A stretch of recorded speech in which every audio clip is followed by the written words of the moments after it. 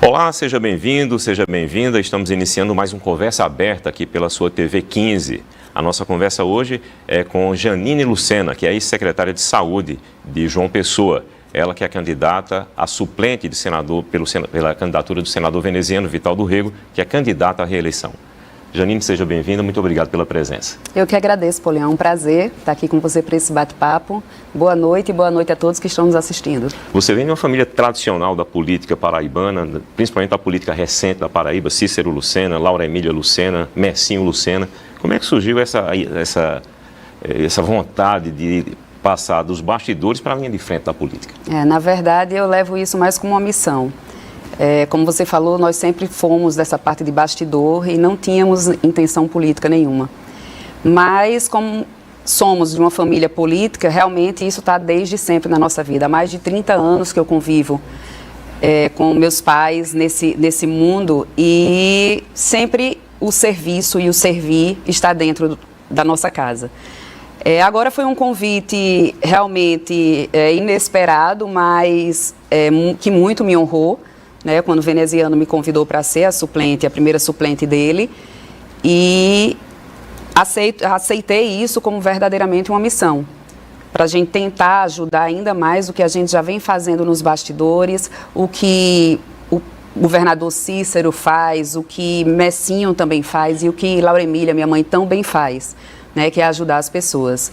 Então, eu estou feliz em estar agora com o Vené, e estou preparada para ajudar ele nessa missão. Uma vantagem é que vocês conhecem muito bem o estado da Paraíba como um todo, não é só João Pessoa, Vocês são muito ligados aqui a João Pessoa, mas o fato de seu pai já ter sido governador, isso facilita muito o conhecimento dos problemas do estado da Paraíba. É verdade, ele foi além de governador, ele já foi senador também, já foi ministro, então temos o conhecimento realmente do que a população no geral no estado da Paraíba precisa.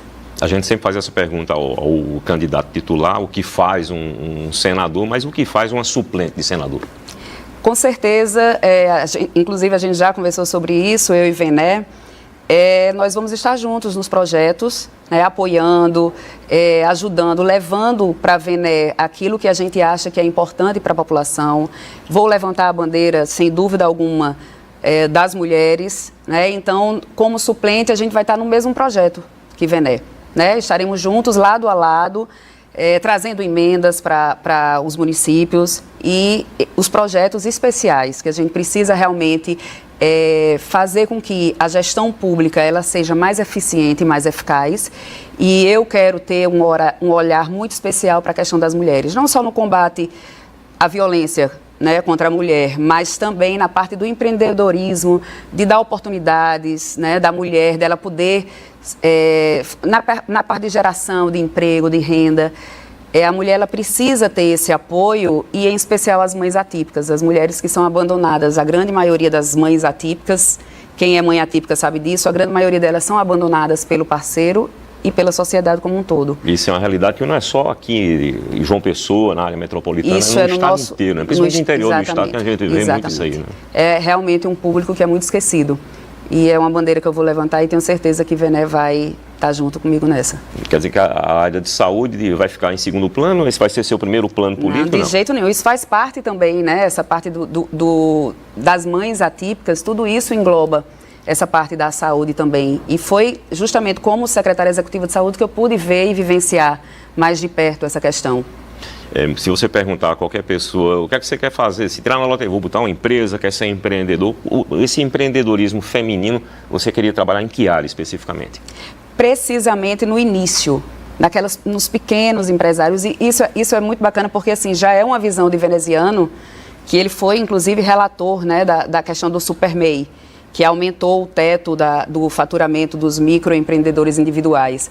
Então, é isso que a gente precisa, dar esse pontapé inicial para as mulheres, para que elas consigam, além disso, a gente precisa mostrar para elas e dar a possibilidade delas iniciarem isso, mas a gente também precisa ser a rede de apoio dessas mulheres, porque muitas delas não têm com quem deixar os filhos, elas vivem em função dessa criança. Então, a gente precisa criar políticas públicas que abranjam isso como um todo. Não é só colocar a mulher para trabalhar, não é só dar condições à mulher empreender. a gente precisa também cuidar do resto, porque muitas vezes ela é sozinha e ela não consegue fazer isso, porque ela vive em função do filho. Voltando à questão da saúde, uma coisa é a saúde em João Pessoa, aqui na região metropolitana tem vários hospitais, uma estrutura melhor, mas se você parte para o interior do estado, você sabe que tem uma necessidade muito grande até de serviços básicos, né? Por exemplo, eu tiro por Campina Grande, onde eu sou baseado, lá a gente tem uma maternidade que atende praticamente todos os municípios da região. Vocês pretendem, você como senadora, pretende trabalhar nessa área também de levar a saúde, melhorar a saúde dos pequenos municípios? Não tenha dúvida. Isso foi algo que ficou muito claro para mim durante essa gestão da Secretaria de Saúde. Todo o estado da Paraíba, ele vem ser atendido em João Pessoa. Então, hoje, a rede municipal de saúde, ela é sobrecarregada porque ela tem todos os municípios. Então, para mim, é claro que no interior não existe essa assistência, né? Então, termina sobrecarregando. Para você ter ideia, João Pessoa, ela tem 833 mil habitantes e nós temos mais de 1.400.000 cartões SUS. Porque qualquer pessoa hoje do interior do estado arruma um parente, arruma alguém que mora em João Pessoa e transfere o cartão SUS para poder ser atendido em João Pessoa. Então, a gente precisa levar essa saúde para o interior. A gente precisa levar a saúde para perto das pessoas, porque isso foi muito o que foi feito aqui em João Pessoa. A gente tentou levar o máximo que a gente pôde. Por exemplo, hoje em João Pessoa, que é algo que não existe em lugar nenhum do Brasil, nós temos exames de eletro nas unidades básicas de saúde. Então, para que as pessoas não precisem mais sair das suas casas e procurar uma policlínica, um hospital, nós estamos ofertando serviços perto da população que antes não existia e que também não é nem preconizado pelo Ministério da Saúde a obrigatoriedade disso. E aqui em João Pessoa a gente tem. Então, é essa busca que eu tenho certeza que junto com o veneziano, junto com o André e com o governador Cícero, a gente vai interiorizar a saúde. A gente vai levar, por exemplo, o Hospital Dia, que foi colocado aqui em João Pessoa, que são hospitais para pequenas cirurgias, exames como endoscopia, colonoscopia, que são exames que você faz de manhã ou pequenas cirurgias e no final do dia você já é liberado. Então, isso aqui foi super exitoso em João Pessoa, a gente vai levar também isso para o interior. Temos situações aqui que só em João Pessoa, como por exemplo, o Centro Multiprofissional de Doenças Raras, que existe aqui em João Pessoa e que é referência para o país inteiro. Nós vamos também ter esse cuidado, esse carinho que são com as crianças, nesse caso específico de doenças raras, mas também com as crianças com autismo, que aqui em João Pessoa, nessa gestão, são muito bem cuidadas, não só na parte da saúde, mas também na parte de educação. Né? Acho que todos sabem que aqui nós temos cuidadores, nós temos mais de 3.000 cuidadores nas escolas do município de João Pessoa para as crianças autistas. Aqui, os pais estão deixando os filhos saírem das escolas particulares para virem para a escola pública, porque tem o cuidado, tem o carinho. Então, é isso que a gente quer levar para todo o estado. A gente quer que o desenvolvimento que João Pessoa teve chegue nos 4 cantos da Paraíba. E o trabalho do senador também é importante porque ele tem que trabalhar por todos os municípios. Por exemplo, você tem uma experiência como secretária de saúde de João Pessoa. Como é que foi a convivência, por exemplo, com a questão da liberação de recursos por parte do senador veneziano? Sem dúvida nenhuma, eu costumo dizer, hoje em dia o executivo ele não trabalha sem o legislativo. É impossível hoje você fazer gestão se você não tiver o apoio dos deputados, dos vereadores e dos senadores. Então, assim, eu tive nesse período, enquanto secretária, todo o apoio que a gente precisou de veneziano em Brasília, a gente sempre pôde contar com ele. Em todos os momentos, o que a gente precisava no Ministério da Saúde ou em qualquer outro ministério, veneziano estava sempre disposto a nos ajudar. Então, assim, isso é algo que nos fortalece, porque, de fato, ninguém hoje, eu sei que muitas pessoas aqui estão me vendo, a gestão pública não consegue fazer sozinha, só o executivo.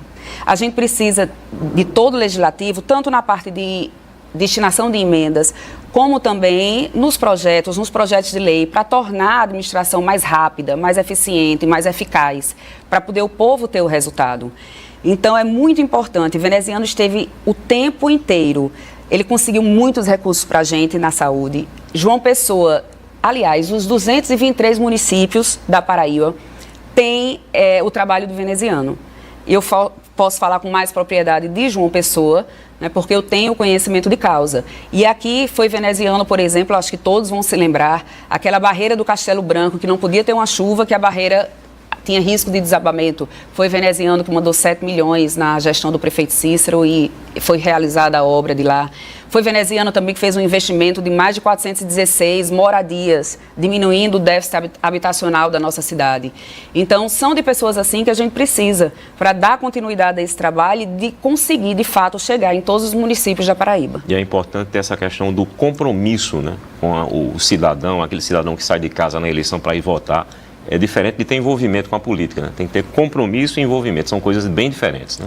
Exatamente, e eu costumo dizer que esse período, toda vez que eu vou para alguma reunião, né, fazer alguma fala, eu digo, esse é um momento muito importante para a gente e a gente muitas vezes não valoriza, né, que é essa questão do voto. O voto da gente, ele é transformador, ele tem a capacidade de mudar o futuro da gente, o futuro dos nossos filhos, né, do nosso município, do nosso estado. Então é muito interessante que as pessoas tenham, de fato, né, esse comprometimento, esse compromisso com o Estado, com a situação, né, da sua cidade, do lugar que você vive. Então, mesmo que as pessoas não sejam envolvidas politicamente falando, todos nós somos seres políticos. Todos nós dependemos da política de alguma forma. Então, é um pedido que eu sempre faço, das pessoas, que as pessoas se envolvam realmente, que as pessoas elas saibam da importância que tem o voto delas e que elas façam disso o instrumento transformador que ele de fato é.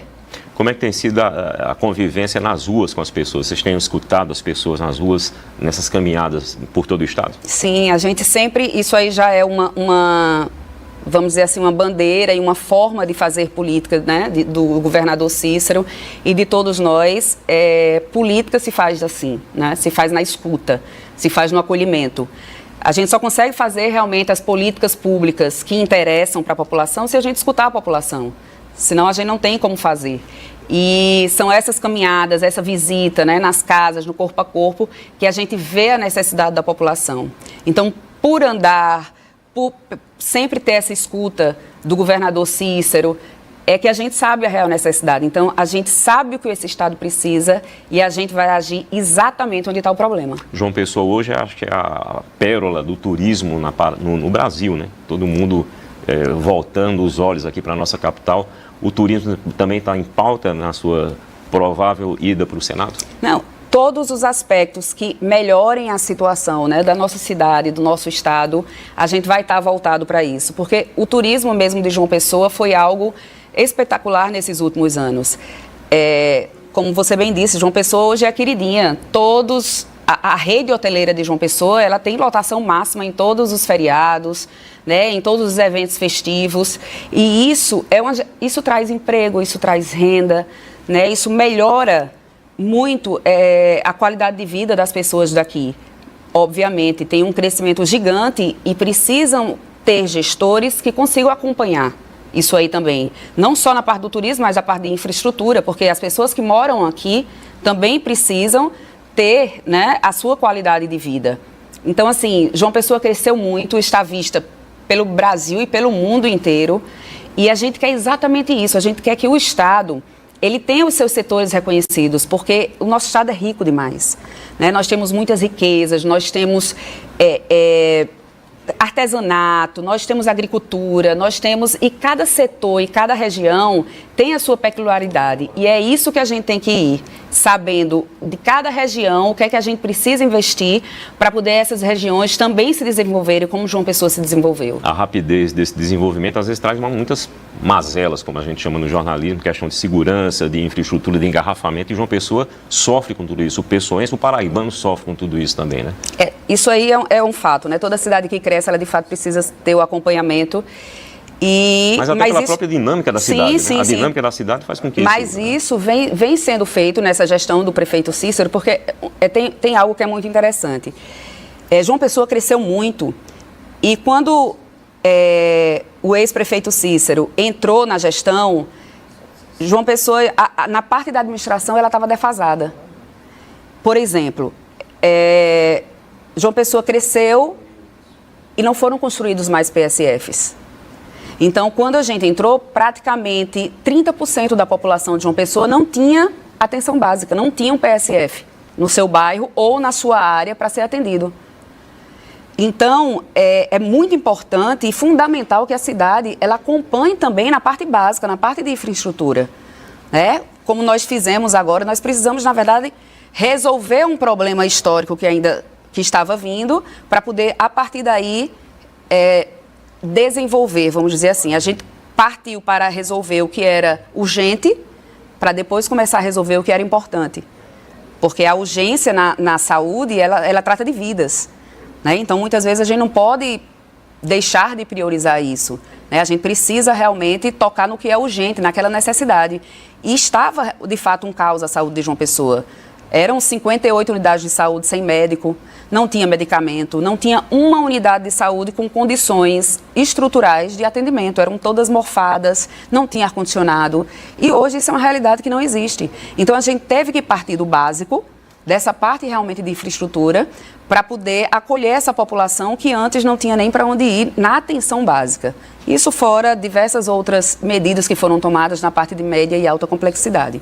Então, de fato, a gente precisa de um gestor que ele tenha visão, que ele faça com que a cidade se desenvolva, mas também não esquecendo dessa parte, da infraestrutura, da população. E isso é muito importante, porque um item que você falou é a questão de segurança. É muito importante a união do Estado com o município, né, de poderem trabalhar juntos, de poder se ajudar, porque, por exemplo, a segurança pública, todos nós sabemos que é uma função, a função é do Estado. Mas a Prefeitura não deixa de fazer também sua parte, né? Nós temos aqui em João Pessoa mais de 3 mil câmeras de monitoramento, o Smart City, que toda a cidade hoje, né, ela tem câmeras e está disponível para o Estado, para poder utilizar essas câmeras. Mas se não existe essa afinidade, o trabalho não funciona. Então, João Pessoa pode contribuir muito com a tecnologia que a Guarda Municipal daqui hoje tem, com a segurança pública do Estado. Quer dizer, a própria Guarda Municipal é um elemento importantíssimo demais. Também, né? Na união de forças. Exatamente, e a Guarda Municipal de João Pessoa ela cresceu muito nesses últimos anos, na parte de equipamento, na parte de valorização, né? A parte mesmo de salários da Guarda, do concurso que foi feito. Então, assim, quando existe a parceria com o governo do Estado, quem ganha é a população, quem ganha é a sociedade. E é isso, de fato, que a gente precisa. É importante falar a mesma língua, né? Exatamente. Tendo uma visão em relação à questão do abastecimento d'água no interior do estado, que é um dos grandes gargalos desse estado da Paraíba hoje. Cidades pequenas que não têm água, tem gente que não tem água nas torneiras, tem gente até que não tem banheiro em casa, né? É incrível isso, achar que o banheiro é uma coisa tão comum nas construções, mas tem casa que não tem nem banheiro. Como é que vocês vão fazer para tentar minimizar esses problemas, ou até sanar esses problemas no interior do estado? O governador Cícero, ele tem uma experiência muito grande nessa parte, porque enquanto ele foi ministro, né, no governo ainda de FHC, a parte da transposição do Rio São Francisco, existia uma alça que não estava sendo contemplada e foi projeto dele na época para trazer para cá. E hoje, ele, mais do que nunca, está vendo a realidade, que muito daquilo que foi projetado e programado naquela época não foi solucionado até hoje.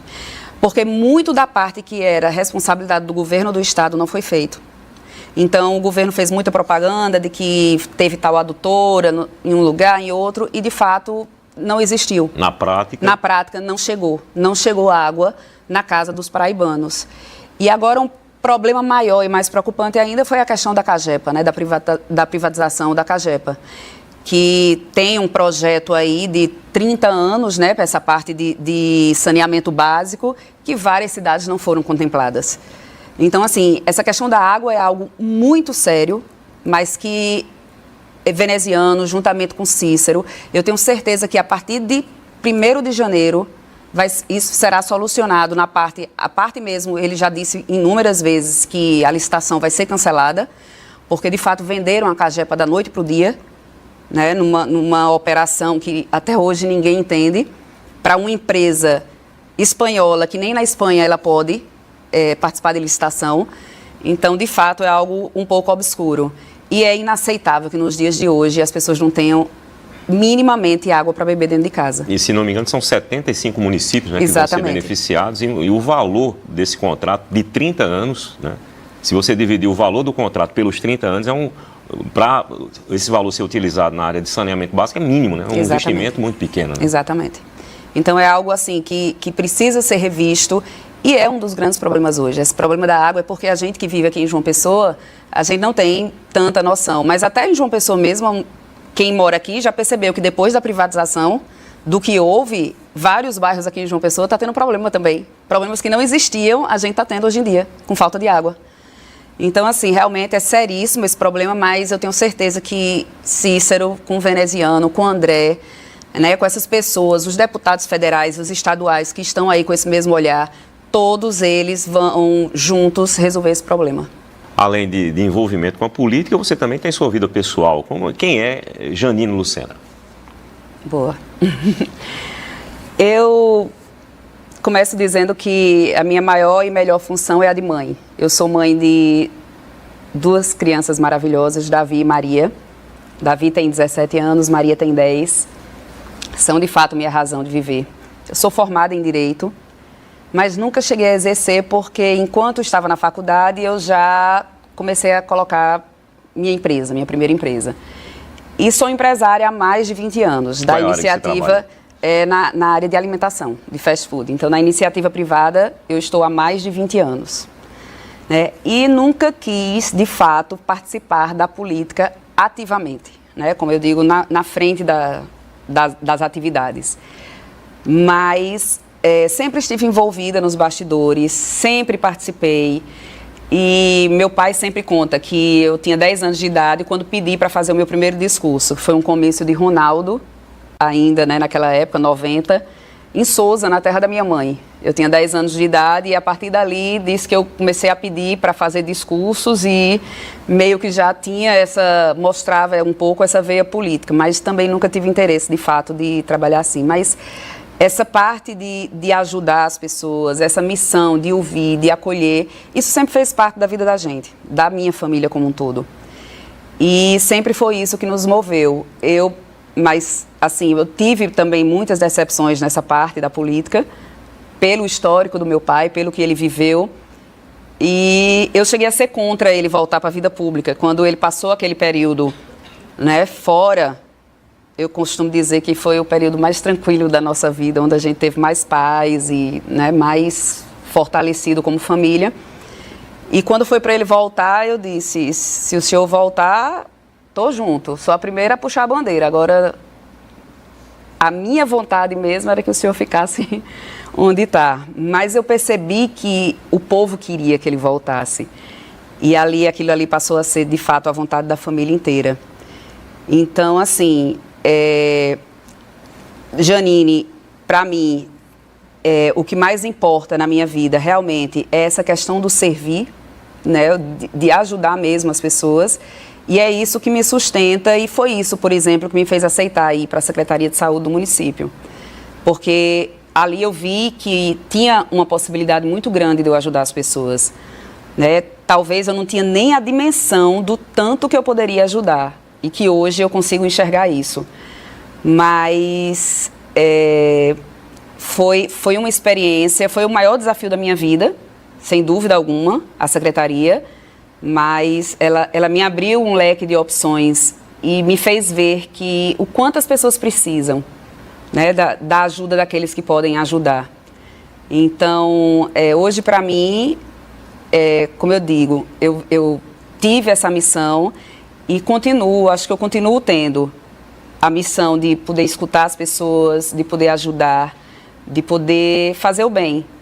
Que é isso que, para mim, eu acho que é o mais importante nessa vida, é a gente fazer, de fato, o bem. Você tem 2 filhos, a Maria tem 10 anos. Maria tem 10 e Davi tem 17. Por isso que eu decorei. Mas o seu filho, com 17 anos, ele tem vocação para a política? Totalmente.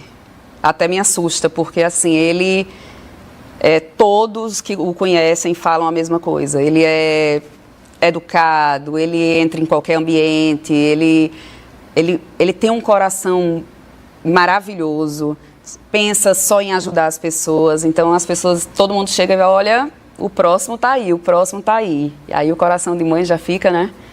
Porque uma coisa é ser você, outra coisa é ser o filho. Se for pelo avô, o que a gente sente, eu acompanho, faço acompanhamento de rua, na campanha, a gente vê a alegria que Cícero tem em cumprimentar as pessoas, e as pessoas também com Cícero, essa empatia, essa identificação, né? Ele é daquele jeito. Não é porque é período político, nada disso. Inclusive, na época que ele não estava na vida pública, ele fazia as mesmas coisas que ele faz até hoje. De ir no mercado da Torre ou ali em Zuca, no mercado de Tambaú, tomar um café da manhã no sábado, 5 horas da manhã, sai 4h30 de casa para correr, pode dormir a hora que for, no outro dia está lá, 4h30 da manhã, ou na academia ou correndo. Então, ele leva a mesma vida. E isso, para mim, para os meus filhos, é um exemplo. Eu sou muito feliz e muito grata a Deus por ter esse exemplo dentro de casa. E essa felicidade também vai acontecer se seu filho disser, eu quero me candidatar? Agora você me pegou, mas assim, a felicidade vai ter. Se for para ele fazer o bem de fato, para ele servir, vai. Obviamente eu vou ficar apreensiva, né? Coração de mãe é diferente. Mas eu vou estar apoiando. Se for de fato uma missão, eu vou estar junto, sim. Quando você recebeu o convite do senador veneziano para ser a primeira suplente, qual foi sua reação? Aquele gelo na barriga, né? Porque, como eu disse, eu não tinha essa ideia de ser político realmente na frente, né? Sempre fiz essa parte da política, mas dos bastidores. Então, quando ele falou, eu disse, meu Jesus, e agora? Mas aí me veio de novo aquela ideia na cabeça. Isso é uma missão, né? Isso foi um chamado realmente para poder contribuir com a população. E eu aceitei por ter sido o veneziano que me convidou, porque eu já conhecia o trabalho dele, né? Como eu disse, eu tive a experiência do trabalho dele enquanto secretária de saúde, tive a experiência do trabalho dele na gestão do prefeito Cícero, né? Do que ele contribuiu, não só na saúde, mas nos outros âmbitos da gestão. Então, por ter sido ele, eu disse, aqui eu confio. Eu confio no trabalho dele, eu sei o que ele fez pelos 223 municípios e eu sei que eu vou conseguir fazer muito mais junto a ele. Então, assim, deu aquele frio, deu aquele, meu Deus, eu vou para isso aqui, mas enxerguei como missão. Mas você respondeu de bate pronto ou consultou alguém? Qual foi a primeira pessoa que você pensou, eu vou consultar? Quem foi que você consultou? Não, lá em casa a gente sempre é muito unido, sabe, assim, e as decisões são tomadas sempre em conjunto, é sempre escutado, meus dois irmãos, né, Messinho e Mateus, Painho, Maninha e eu. Então, quando a gente teve a conversa com o Vené, ele anteriormente, ele teve a conversa com o Messinho, com o Painho, já para passar a ideia do que ele estava pensando, né? Então, quando chegou o convite a mim, já existia, né, já sabia que tinha essa possibilidade do convite.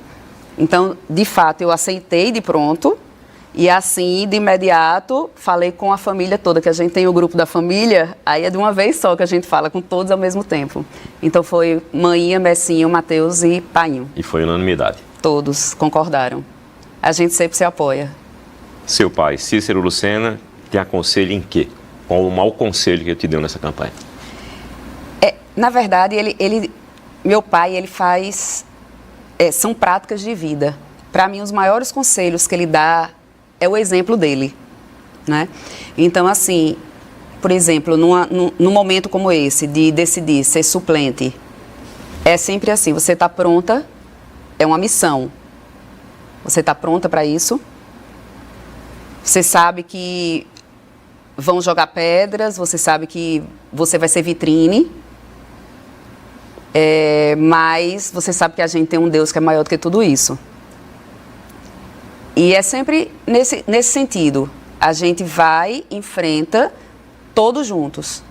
Porque a gente sabe que tem um Deus que é maior do que tudo isso. E a fé dele é algo constrangedor. A fé do meu pai é algo inabalável e que alimenta a gente diariamente. Então, assim, quando ele diz, né, pode-se ter como conselho, para mim é de fato um exemplo de vida. Mas vamos em frente. Podem jogar a pedra que for, porque o nosso Deus é maior do que tudo. E você está preparada? Pronta, preparada e querendo. Janine, muito obrigado pela sua presença, pelos seus esclarecimentos, para conhecer também um pouco da sua vida, do seu trabalho. A gente queria agradecer a sua presença mais uma vez e deixar as telas, as lentes aqui da nossa entrevista à disposição para suas despedidas. Eu que agradeço, foi um prazer enorme estar com você aqui hoje, com vocês também. E espero de fato que cada um aqui saiba da importância desse seu voto, né? O voto da gente é transformador e aí eu faço um apelo especial para as mulheres. Nós somos maioria do eleitorado, certo? Hoje no Brasil inteiro nós mulheres somos a maioria e é importante a gente dar o nosso voto. É importante a gente dar o voto para quem cuida da gente, para quem tem esse olhar de carinho, para quem pensa no futuro da gente. Então eu conto com cada um de vocês para agora no dia 4 a gente votar em quem realmente olha por a gente, em Vené, em André, em Cícero e em todos os candidatos que nos apoiam a deputado estadual e federal. Essa foi mais uma conversa aberta e você pode continuar acompanhando nossa programação nas redes sociais dos senadores Vené e André.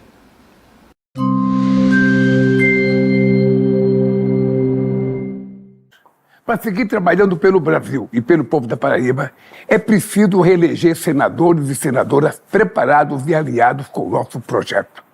Por isso, eu quero pedir o seu voto a um companheiro trabalhador, leal e parceiro nesses últimos 8 anos com o Brasil. Por isso, vote veneziano para senador da República. Estamos prontos para muito mais. Presidente, eu quero lhe agradecer mais uma vez e dizer, como tenho dito a todos os seus amados paraibanos e paraibanas, a nossa relação não é só política, ela é acima de tudo de confiança, de carinho e nós vamos, com as graças de Deus, ter uma grande vitória. Muito obrigado pelo gesto, presidente. Obrigado, querido.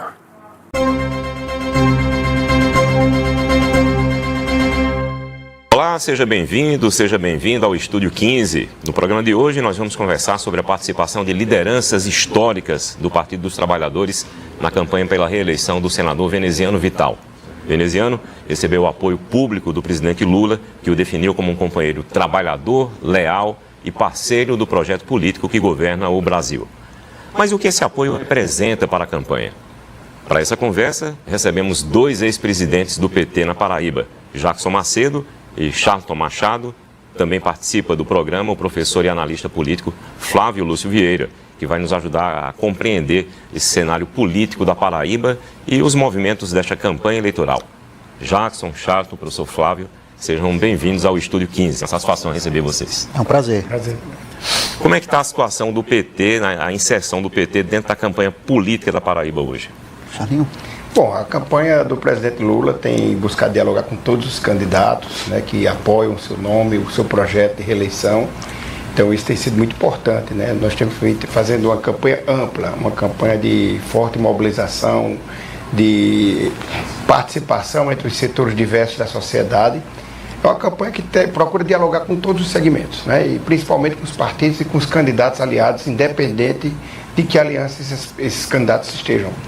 É o caso aqui da Paraíba, com a candidatura de João Azevedo ao Senado e a candidatura de Veneziano Vital do Rego. Então são 2 nomes que se projetam nesse campo político, apoiando a candidatura do presidente Lula e que nós temos atribuído também do ponto de vista da nossa participação e do nosso apoio. É muito comum ver o discurso de alguns políticos aqui na Paraíba, um discurso totalmente voltado para o lado da esquerda, um progressista, mas quando chega em Brasília o discurso é outro, né? O que é que acontece com a cabeça desse pessoal? Olha, a gente sabe que a política ela é extremamente dinâmica. O período eleitoral muda muito algumas posições de algumas lideranças políticas no país todo. Isso tem reflexo em todos os estados. Na Paraíba não é diferente. O que é importante é que o nome, por exemplo, de Veneziano, que tem sido um aliado do nosso projeto, não só nesse período eleitoral, mas bem antes do período eleitoral. Desde a crise que nós vivemos com aquela tentativa de golpe no nosso país, que foi orquestrada pelo grupo político do ex-presidente, Veneziano, quando era vice-presidente do Senado, chegou a assumir a presidência daquela casa, teve ao nosso lado e ao lado da democracia brasileira.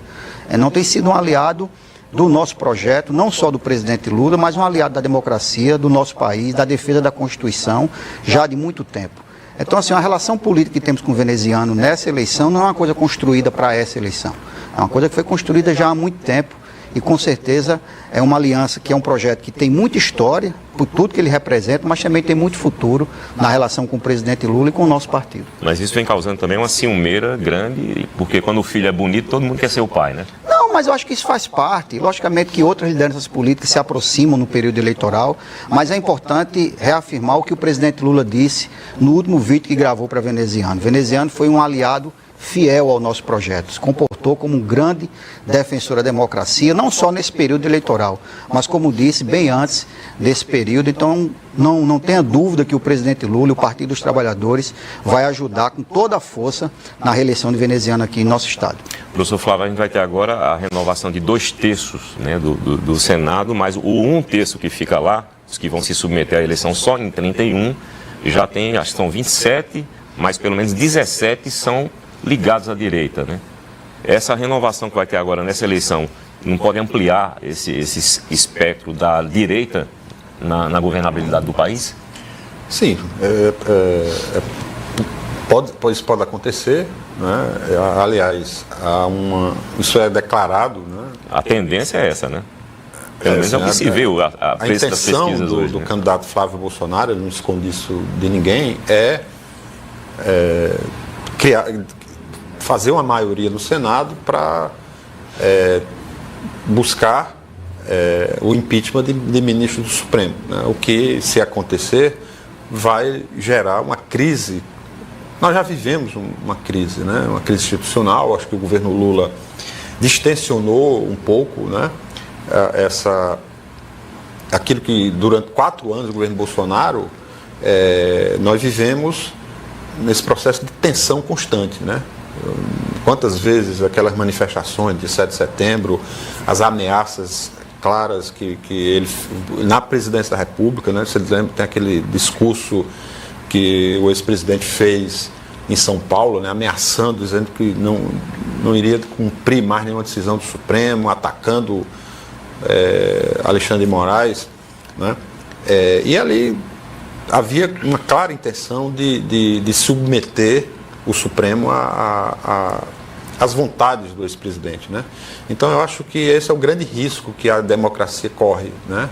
Eu acho que não basta só eleger Lula, é necessário que o eleitor que preza por um país estável, um país que consiga dar passos sem necessariamente estar preocupado com essas tensões políticas, né? Essas crises institucionais.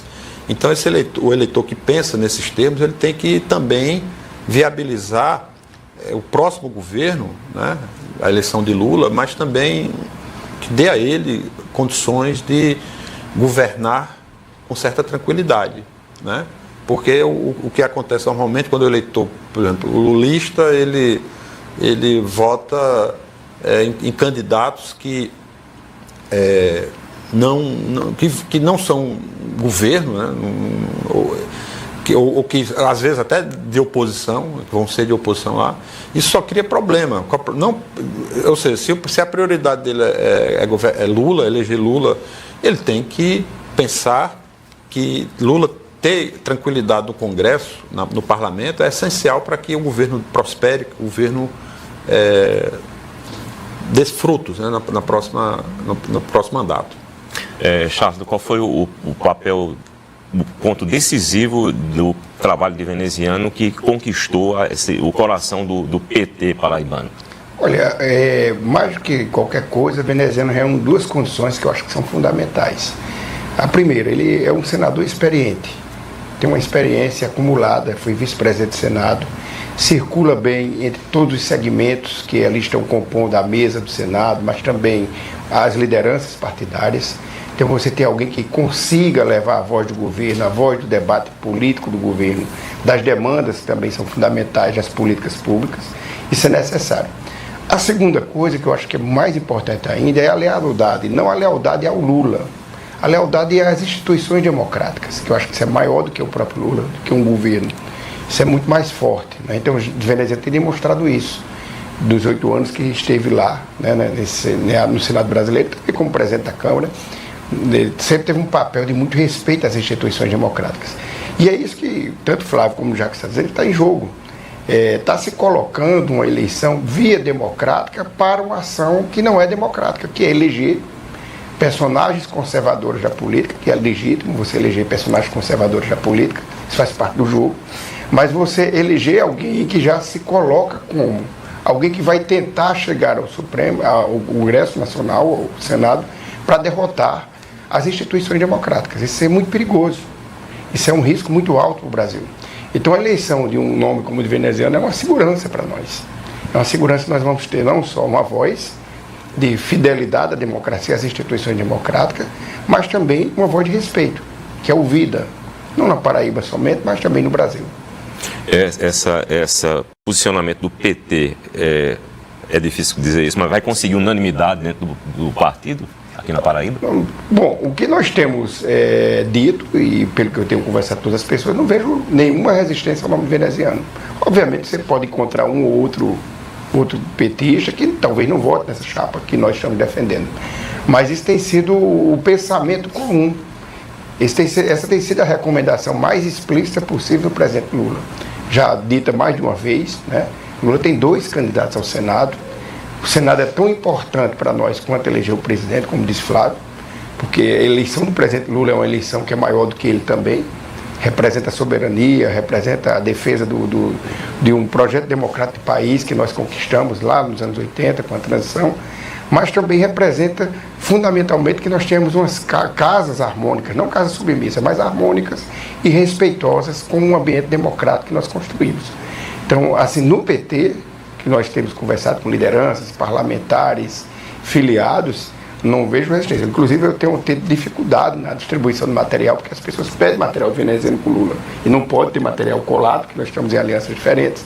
Mas eu tenho colocado material veneziano no pacote, no kit, que a gente chama, para o interior, porque as pessoas querem votar em veneziano. E está muito colado esse sentimento de que veneziano é o senador de Lula, por todos esses elementos que aqui eu estou colocando. Você concorda também? O eleitorado de esquerda na Paraíba tem essa visão, esse posicionamento? Tem um compromisso, porque o eleitorado progressista, que é vinculado ao nosso partido, não só ao nosso partido, mas ao campo progressista na Paraíba, acompanhou todo o processo que nós vivemos, desde a eleição de Bolsonaro até esse período que a gente vive hoje, esse período eleitoral, e viu a posição que o veneziano teve no Senado Federal, no Congresso Nacional. Então, assim, nós temos um compromisso político eleitoral com o veneziano, mas é muito mais do que isso, é um compromisso quase que de vida, porque a gente sabe que o veneziano é um companheiro que esteve com a gente nos momentos de maiores dificuldades do país. Naquele fatídico 8 de janeiro, o veneziano estava do nosso lado, estava ao lado do presidente Lula, caminhou conosco na defesa da democracia, denunciando aquilo que aconteceu no Brasil.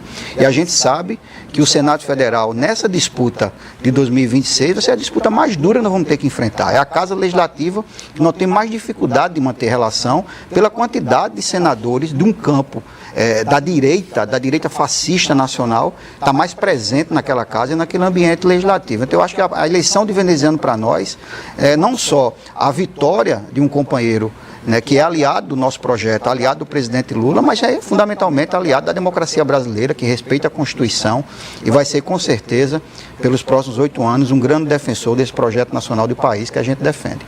Professor Flávio, em uma eleição para a escolha dos 2 senadores, quais são os critérios que, no seu ponto de vista, que o eleitor deve observar na hora de escolher seu candidato? Eu acho que assim, o primeiro que eu considero assim, determinante é aquilo que eu mencionei na primeira intervenção aqui, né? Quer dizer,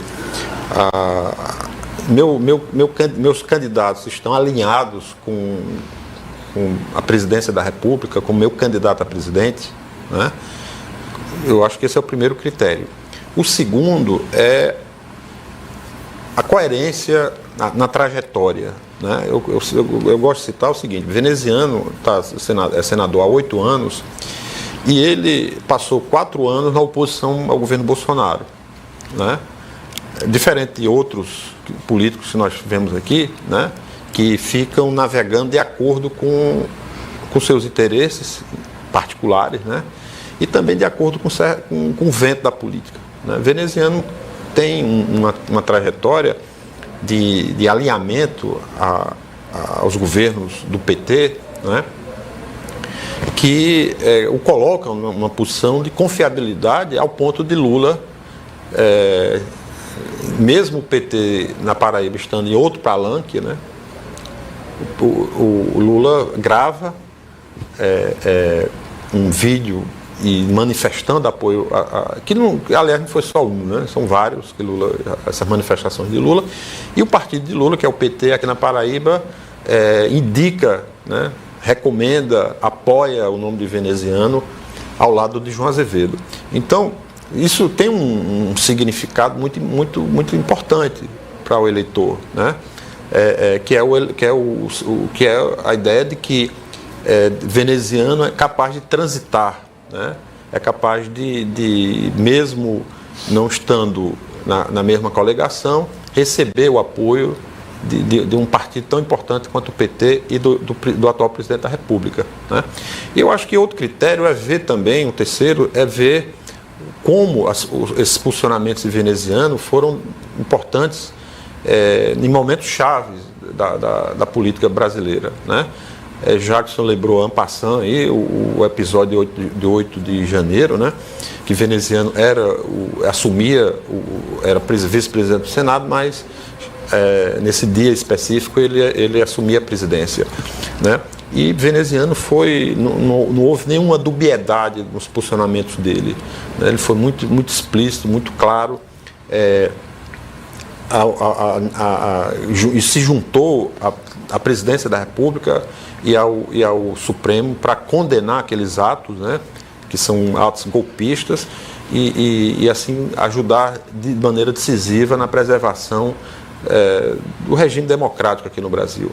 E por fim, eu acho que é importante também ver, assim, veneziano é um dos políticos hoje que mais consegue recursos e mais transfere recursos para as prefeituras, né?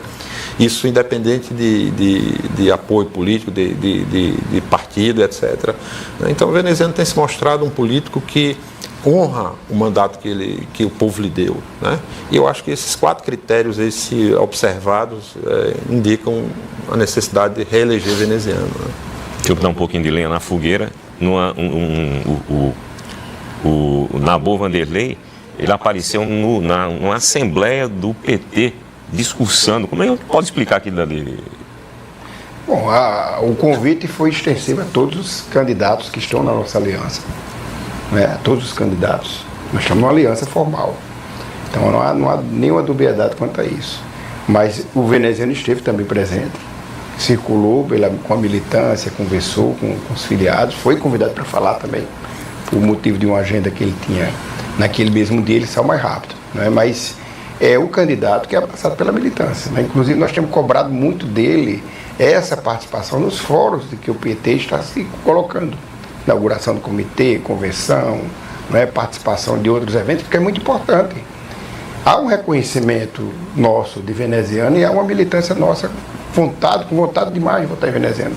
Então, assim, não há contradição contra isso. Todo mundo sabe qual é a aliança que a gente está.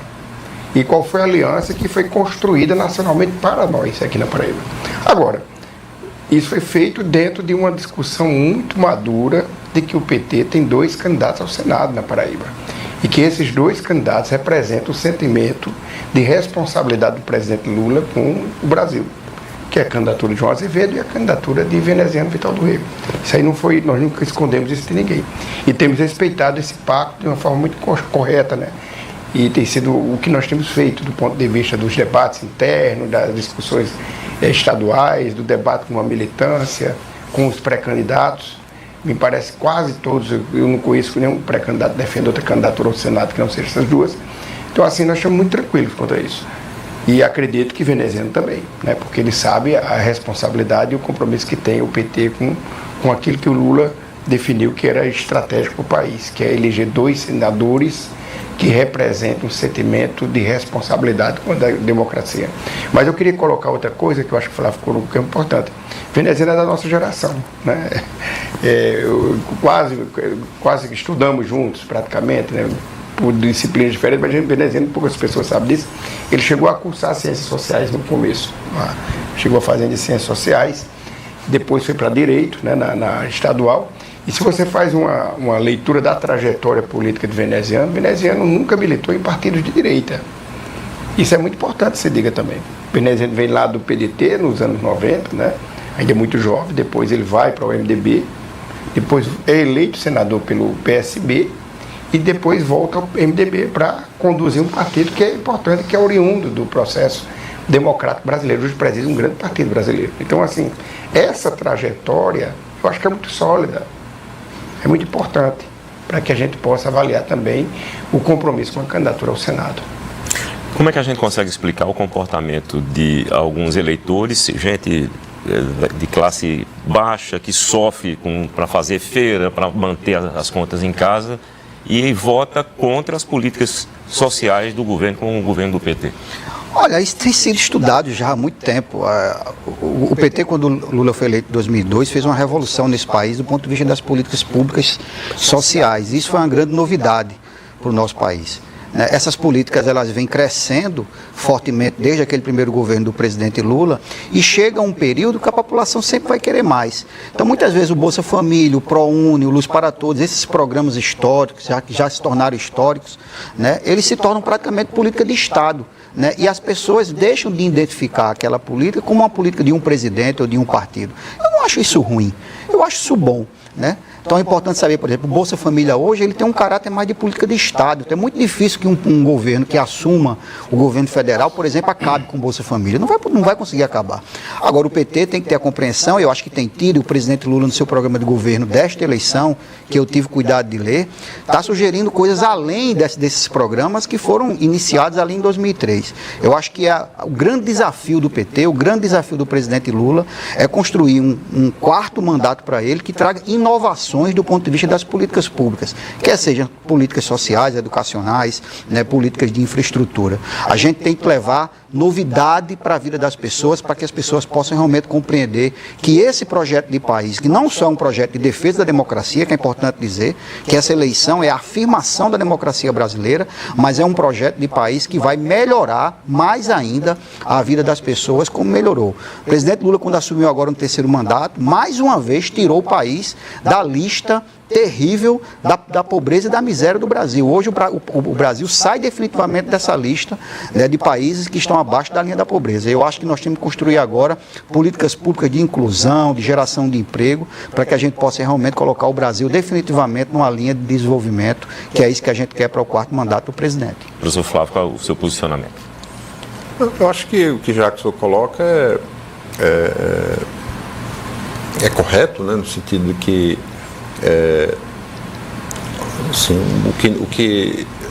os desafios que cada geração tem, a seu tempo, em relação ao país, à política, são distintos, Ou seja, quando a partir de 2018, quando um pouco antes, mas a eleição de Bolsonaro, ela estabeleceu um novo recorte, um novo marco que redefiniu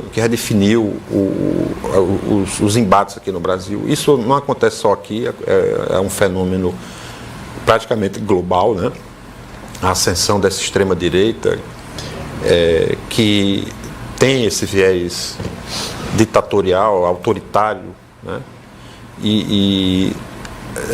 digamos assim, atualizando situações que nós vivemos no passado. A humanidade sabe, vendo sua própria história, o quanto desastroso foi, para ela a ascensão do nazismo e do fascismo na Europa nos anos 20 e 30. Então, eu acho que esse é o grande desafio nosso, é impedir que o Brasil caminhe nessa direção, é viabilizar um pacto nacional. Eu acho que Lula é o nome mais capacitado a liderar esse pacto hoje, que reafirme o compromisso democrático e coloque em primeiro lugar a estabilidade política do país, para que ele possa, a partir disso, projetar um futuro mais alvissareiro para o país. Você que está assistindo pelo YouTube, deixa aí sua curtida, deixe seu like. Estamos transmitindo aqui por várias plataformas digitais. E você está acompanhando pelo Instagram de Veneziano e André Gadelha, deixe seu like também, compartilhe a nossa live. ainda sobre a questão do PT, a renovação do PT, das lideranças futuras do PT. Lula está agora concorrendo ao seu quarto mandato como presidente, mas quem vai suceder? Como vai ser o PT sem Lula? Isso é muito cedo para a gente falar, né? O que a gente talvez tenha que dizer é que o PT hoje tem que olhar para frente, né? O presidente Lula, desde 79, inclusive, tem um simbolismo muito grande nessa campanha, porque nessa eleição em particular, ele chamou a atenção para a necessidade de onde tudo começou, para mostrar para a militância que a história do PT tem uma história que é marcada pela democracia. As greves das fábricas de São Paulo, né, do ABC, que Lula liderou nos anos 70, que foram fundamentais logo após a anistia para que a gente pudesse dar um grito de necessidade de ruptura com a ditadura militar, mas ali mostrando também que naquele período, aquela geração que formou o PT era uma geração jovem. Mas eu volto. Uma outra cabeça branca, mas a geração média do PT era a geração jovem, formada por trabalhadores, sindicalistas, formada por lideranças católicas e formada por lideranças das universidades intelectuais, notadamente. E aquelas gerações foram que construíram aquilo que era necessário de ser um partido diferente. Então o PT nasce como um partido jovem do ponto de vista das ideias da esquerda, de um país que mostrava que estava debatendo a ditadura, enquanto nós estávamos discutindo também a derrocada do socialismo real no mundo. O PT defendia um socialismo democrático, o PT defendia discussões mais amplas do ponto de vista das políticas públicas, do reconhecimento da participação da mulher, dos movimentos sociais populares que surgiram nos anos 70 e 80. Então, esse partido que era jovem lá nos anos 80, ele, obviamente, ele envelheceu enquanto pessoas, não as ideias. As ideias permanecem. E esse chamado é para que as novas gerações abracem novas bandeiras. Nós estamos discutindo as questões climáticas, nós estamos discutindo, por exemplo, um fenômeno que é terrível no Brasil, que é o feminicídio, o combate de forma violenta e preconceituosa contra as periferias. Então é preciso olhar as lideranças jovens que estão nesse espaço. Não geralmente estão mais no sindicalismo, mas elas estão lá na periferia, elas estão nas universidades, estão em outros movimentos que lá nos anos 80 nós não enxergávamos. Então é fundamental essa renovação. Dizer hoje quem vai ser o sucessor ou quem vai ser essa liderança que vai se construir é muito, muito cedo. Mas nós temos diversas lideranças hoje no campo da progressista, e eu coloco além do próprio PT, que serão vistas pelo seu papel, pelo seu desafio nesse momento que a história está precisando de ouvir essas lideranças que estão defendendo a democracia, a soberania do país, né? Um debate que hoje une os países que têm responsabilidade com conceitos clássicos da democracia. Essas lideranças, sim, serão importantes ser vistas. E temos muitas lideranças jovens hoje filiando o PT, colocando seus nomes, discutindo de forma muito aberta essas questões. A juventude hoje tem interesse nisso, porque a juventude também mudou, né? O perfil do jovem dos anos 80 é totalmente diferente do jovem de hoje, né? O jovem de hoje, ele desperta também para esses assuntos, no seu ponto de vista? Acho que sim. As nossas ideias, elas são jovens ainda. E nós temos que buscar provocar a juventude, ouvir mais. Acho que os partidos políticos têm que, mais do que dizer, eles têm que ouvir.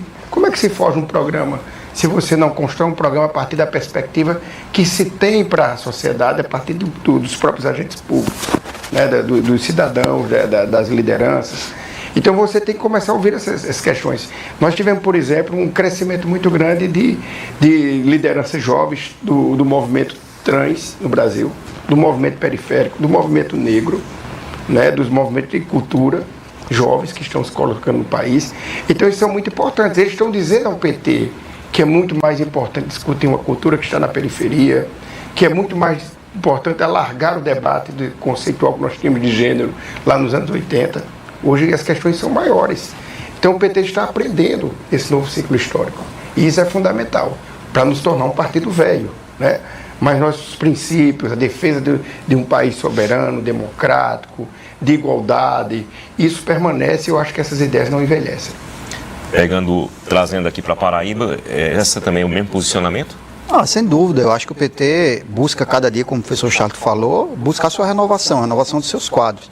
Logicamente que isso é um processo permanente, isso não é uma coisa que acontece, né, da noite para o dia. A gente sabe que a grande questão hoje no PT é se existe vida no PT pós o presidente Lula. E o PT está se preparando para isso. A gente sabe que é a última eleição que o presidente Lula vai disputar. Lula disputou todas as eleições democráticas que aconteceram no Brasil pós-ditadura militar.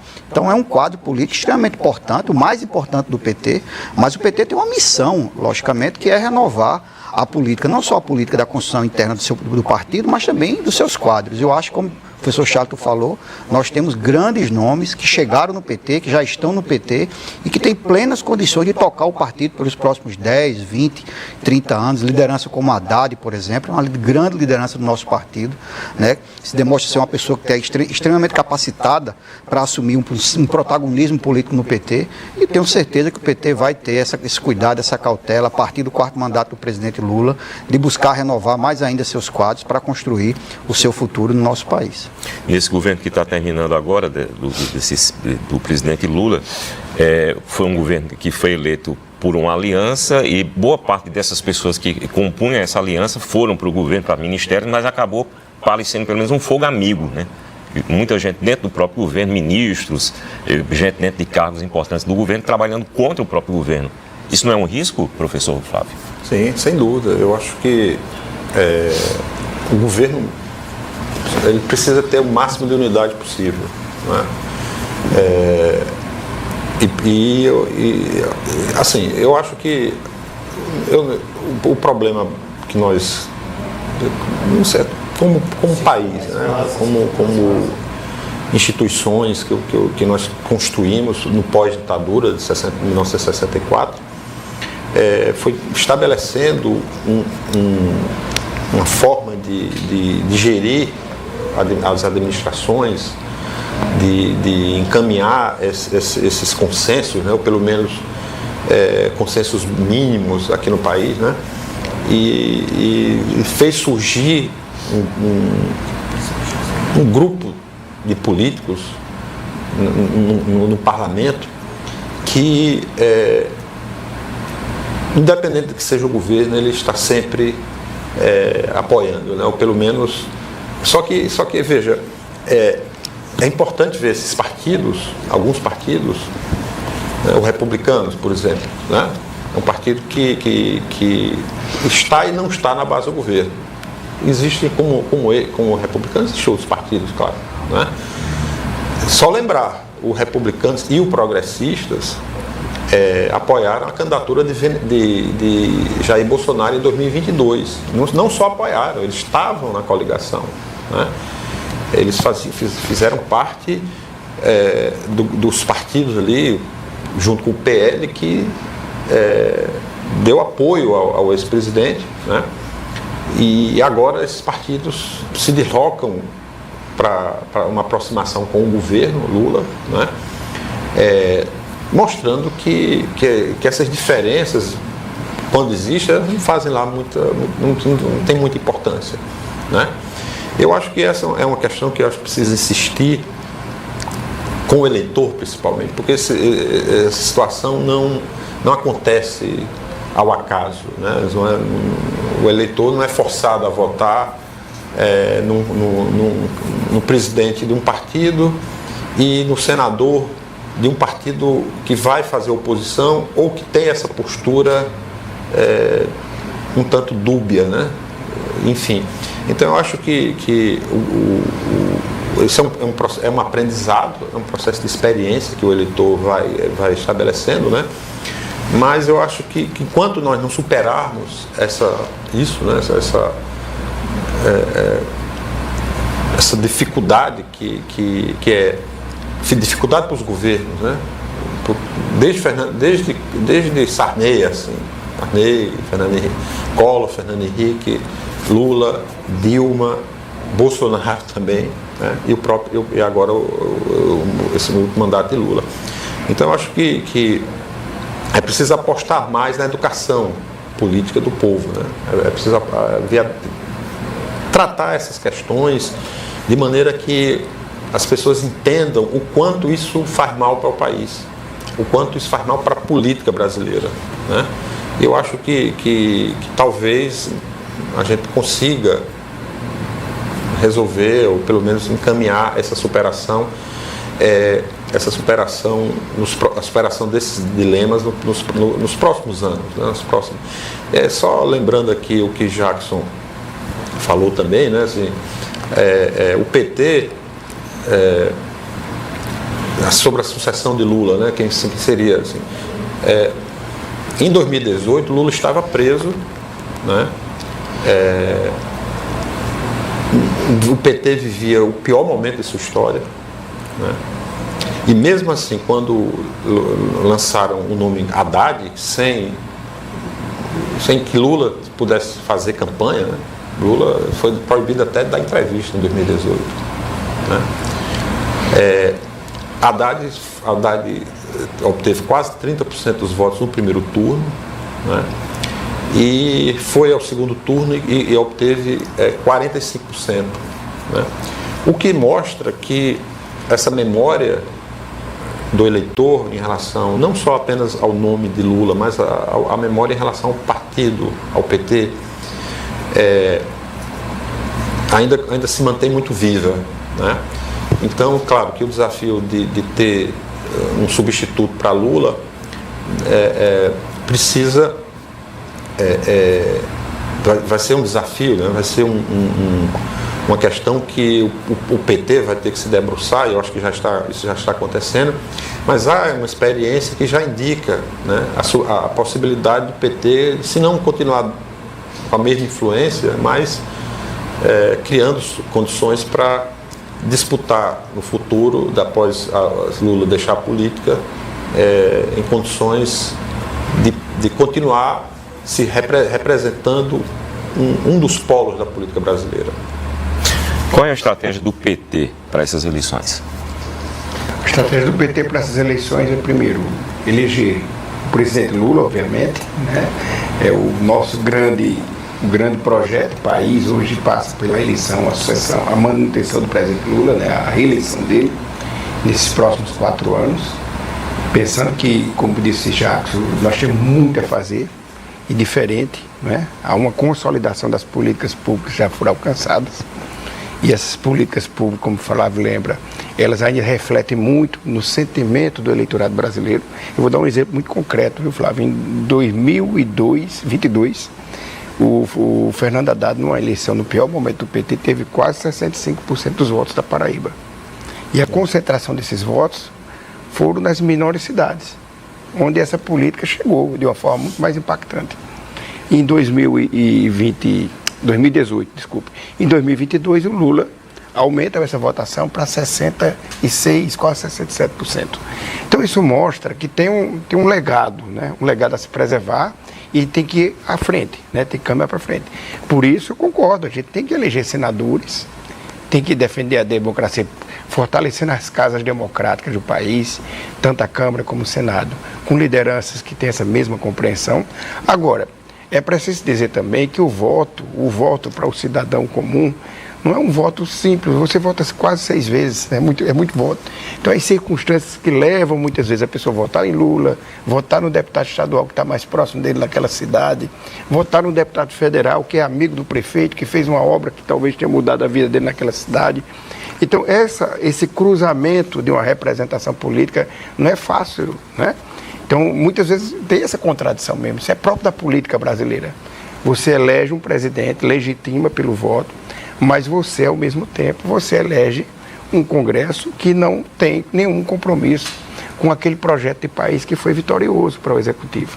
E você acaba construindo o que nós chamamos de um semi-parlamentarismo, né, em que o Congresso manda demais. E hoje isso está muito forte, porque se você tem um deputado que pode ter 60 milhões, por exemplo, de emendas por ano, ele quase é um prefeito de várias cidades ao mesmo tempo, num estado pequeno como o nosso, né? Ele tem uma influência muito grande numa eleição regional, né? E, obviamente, essa eleição regional impacta no debate nacional. Mas tem que ter a sabedoria que o presidente Lula teve. Mesmo com essa contradição que o Flávio está dizendo, que nós elegemos, não foi aquele Congresso que nós gostaríamos que fosse eleito, que aquele Congresso representou muito o que foi a derrota do Bolsonaro. Eu sempre digo, nós ganhamos a presidência, mas o bolsonarismo venceu do ponto de vista do debate do legislativo brasileiro, porque as pautas permaneceram lá. Não à toa que avançou esse debate da anistia, né, para os golpistas, mas ao mesmo tempo nós conseguimos, com a articulação do presidente Lula, com a composição que foi possível fazer, aprovar, por exemplo, a reforma tributária. Conseguimos também fazer a isenção de imposto de renda, entre outros grandes projetos que são importantes para isso. Agora, o fim da 6x1. Então, são debates que a gente tem que saber lidar com essa contradição do Brasil, embora não é a zona de conforto que a gente gostaria que fosse, mas óbvio que nós desejaríamos muito que nós tivéssemos aqui na Paraíba 5, 6 deputados com esse perfil progressista, 2 senadores eleitos com esse perfil progressista, para contribuir muito mais com o projeto que a gente acredita do país. Qual o futuro do PT na Paraíba?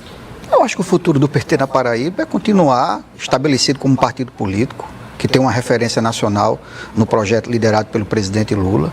É um partido o único partido da Paraíba que desde 1998 elege deputado federal, isso não é pouca coisa, né, que já governou a cidade de João Pessoa, já governou Campina Grande, já teve o vice-governador da Paraíba, já governou Cabedelo, Teixeira, Pombal. Então é um partido que tem protagonismo político na Paraíba.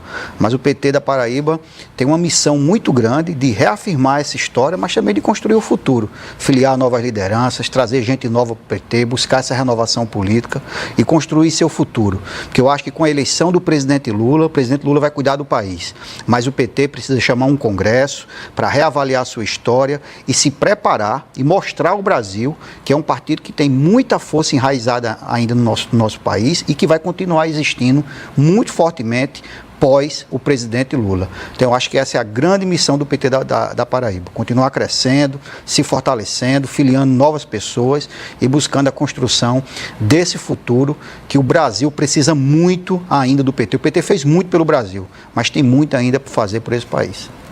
Professor Flávio. Não é isso, eu acho que o país vive, como eu venho ressaltando, o fim de uma quadra histórica, né? Digamos, podemos dizer assim, o país que nasceu pós-Constituição de 1988, ele começa a dar sinais de que é necessário, além de discutir, por exemplo, o futuro do PT, além de discutir os partidos em geral, né? Porque ao longo dessa trajetória, assim, vários partidos apareceram, o PT permaneceu, né? Talvez dos partidos que nasceram ali com força, com capacidade de falar ao povo e disputar a hegemonia no país, né? Porque o PSDB, por exemplo, governou o Brasil há 8 anos, é um partido que praticamente se extinguiu, né? Você vê que os governadores, todos que foram eleitos pelo PSDB em 2022, eles deixaram o partido, né? Outros partidos que tiveram muita força nessa trajetória perderam essa influência, né? E o PT foi o único que manteve essa capacidade de se tornar um partido, de se manter como um partido influente e disputar governos. Você vê que o que nós vimos aqui na Paraíba, que se repetiu no Brasil inteiro, né? Principalmente aqui no Nordeste, foi a disputa pelo PT, pelo apoio do PT, né? Então isso significa que isso não é algo absolutamente deslocado dessa influência que o PT continua tendo, né? Eu só acho aqui que o PT na Paraíba é pouco ousado, né? Com toda essa força que tem, essa influência que tem, né? Não entrar na disputa, não reivindicar a participação, por exemplo, nas chapas majoritárias, né? Embora no passado o partido teve uma presença decisiva nesses embates, né? Mas eu acho que, quer dizer, a Paraíba, por exemplo, assim, embora Ricardo Coutinho, por exemplo, tem origem no PT, né? O PT foi um partido que bom, a esquerda governou a Paraíba, né? Eu acho que, inclusive, foi um dos últimos, o Rio Grande do Norte foi o último, né? Com a Fátima Bezerra agora, né? E aqui na Paraíba o PT, embora, como foi ressaltado, governou João Pessoa, governou Campina, com Cosette ali, um período, né, de quase dois anos, algum e meio, né? Cidades importantes como Pombal, como Teixeira. Então, um partido que diferentemente do que acontece em outros estados, foi um partido que aqui na Paraíba não se inseriu de maneira definitiva na composição, nas discussões e com capacidade de lançar candidatos e vencer eleições, né? Eu acho que falta essa ousadia, que eu acho que essa é uma questão que o PT deve discutir nos próximos anos, né? Porque assim, assumir uma posição periférica, que é o que acontece hoje, né? Porque o PT está na chapa de apoia Lucas Ribeiro, mas você tem uma composição que é PP, republicanos e PSB. O PSB, não sei se vai se manter como partido, né? Porque o PSB, não sei o tamanho da bancada que vai eleger, o deputado estadual deve eleger alguma coisa, federal há dúvidas se consegue eleger um deputado federal, né? Então, assim, assim, o que se vê hoje, o que se projeta hoje, caso haja uma vitória de Lucas Ribeiro, é uma hegemonia desse campo conservador aqui na Paraíba, que é uma coisa que já, digamos assim, pelo menos vai completar 16 anos, desde que Ricardo Coutinho se elegeu em 2010, né, com a conclusão agora do governo de João Azevedo, nunca nós vivenciamos, né? Então, assim, eu acho que a gente tem que estar preparado também para isso, né, para essa possibilidade. As pesquisas mostram que não é um dado da realidade, quer dizer, a eleição de Lucas Ribeiro, vamos ver principalmente o segundo turno, né? Mas, assim, caso aconteça, eu vejo com muita preocupação, né? Uma hegemonia que pode se estabelecer, não só interrompendo esses 16 anos de governos progressistas, para dar início a um ciclo em que... Porque, veja, se Lucas Ribeiro se reelege, provavelmente o sucessor dele vai ser o tio Aguinaldo Ribeiro, né? Essa aliança dos Ribeiro com os Mota, aqui agora, né, estabelecida nesses últimos 2 anos, tende a se consolidar, se caso... Claro, vai depender muito do resultado da eleição, né? Então, acho que é importante vislumbrar também esses fatos para que a gente avance no sentido de manter, né, uma trajetória que é a trajetória do Nordeste inteiro, né? O Nordeste é progressista. O Nordeste, o Ceará, Maranhão, Piauí, Rio Grande do Norte, Pernambuco, né? Só a Paraíba vai ficar nessa ilha, vai se tornar essa ilha do conservadorismo, né? E Lula, que sempre venceu com quase 70% dos votos, né? Haddad venceu, como lembrou o Charlton aqui. Enfim, eu acho que são questões que também devem ser pensadas junto, né?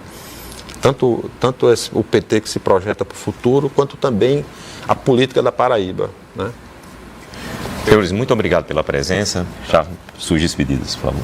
Agradecer pelo convite, por essa boa conversa aqui ao lado do professor Flávio Lúcio e Jackson, são 2 queridos amigos, né?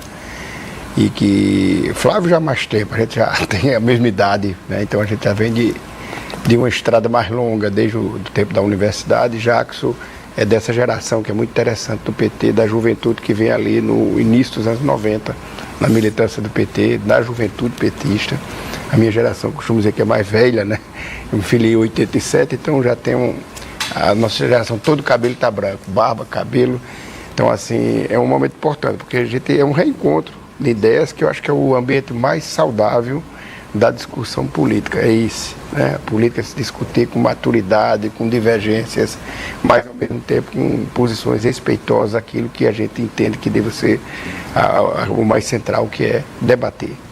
Muito obrigado por ter aceito o nosso convite e fique à vontade. Olha, é um prazer estar aqui. Eu queria mandar um recado para toda a base militante do PT, os filiados do nosso partido, os eleitores do presidente Lula. Abram aí o celular, dêem um Google e pesquisem Veneziano Vital do Rego durante aquele período que nós vivemos aqui de uma tentativa de golpe no Brasil. Pesquise e vejam aonde estava Veneziano, ao lado do presidente Lula, ao lado da democracia brasileira, na defesa da Constituição do nosso país.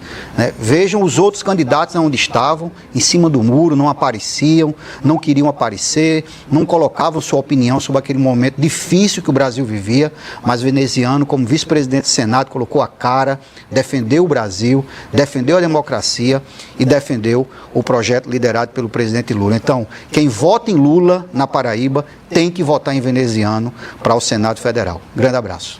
Professor Flávio, muito obrigado mais uma vez pela presença. Eu que agradeço e eu vou seguir nesse rumo aí que Jackson abriu, né? Eu acho que vamos comparar, né? Eu acho que é um bom exercício para percebermos o que está em jogo agora nessa eleição, né? Porque vamos pensar assim, a presidência de Hugo Mota foi uma presidência favorável ao governo Lula. Eu acho que criou problemas ou ofereceu soluções. Você vê o seguinte, agora Lula está negociando, né, com tanto o presidente da Câmara como o presidente do Senado, a votação do projeto das blusinhas, né, que foi editada a medida provisória, né? No Senado, especificamente, está lá engavetada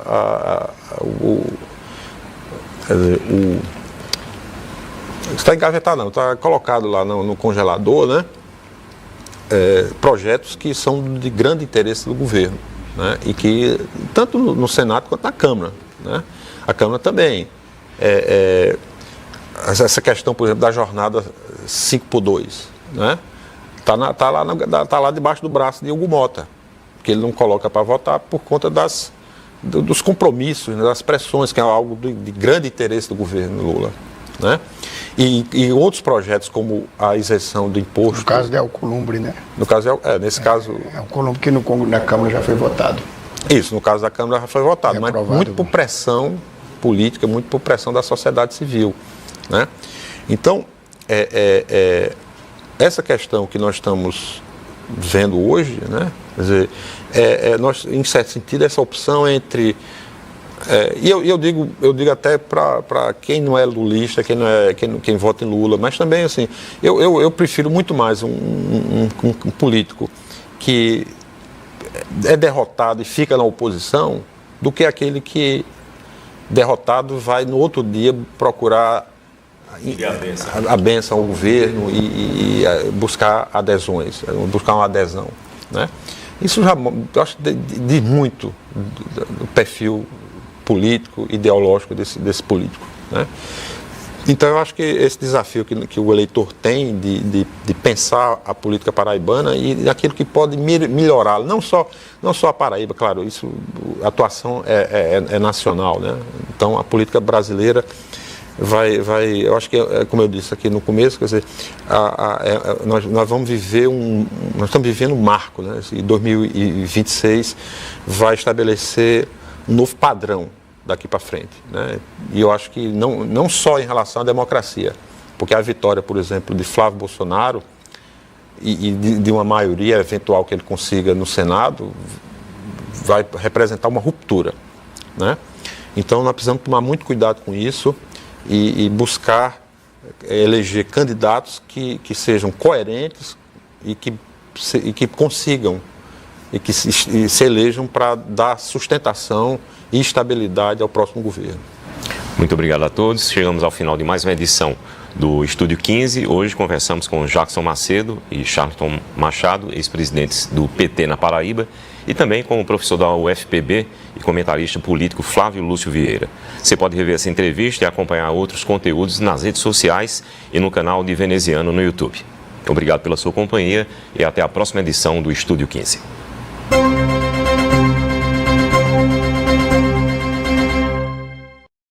Para seguir trabalhando pelo Brasil e pelo povo da Paraíba, é preciso reeleger senadores e senadoras preparados e aliados com o nosso projeto.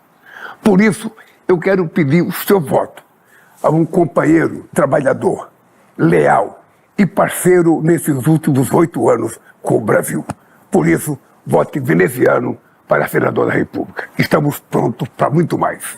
Presidente, eu quero lhe agradecer mais uma vez e dizer, como tenho dito a todos os seus amados paraibanos e paraibanas, a nossa relação não é só política, ela é, acima de tudo, de confiança, de carinho, e nós vamos, com as graças de Deus, ter uma grande vitória. Muito obrigado pelo gesto, presidente. Obrigado, querido.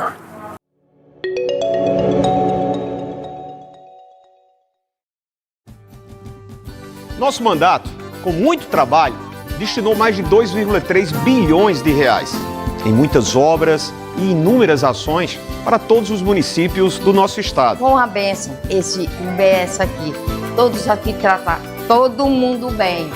E realizar o sonho de uma retroescavadeira. Deram dificuldade, mas agora, para mim, tá bom demais. Para vocês, nós continuaremos a fazer seu voto valer. O senador é veneziano. O dinheiro não me compra, com promessas não me engano. O senador é veneziano.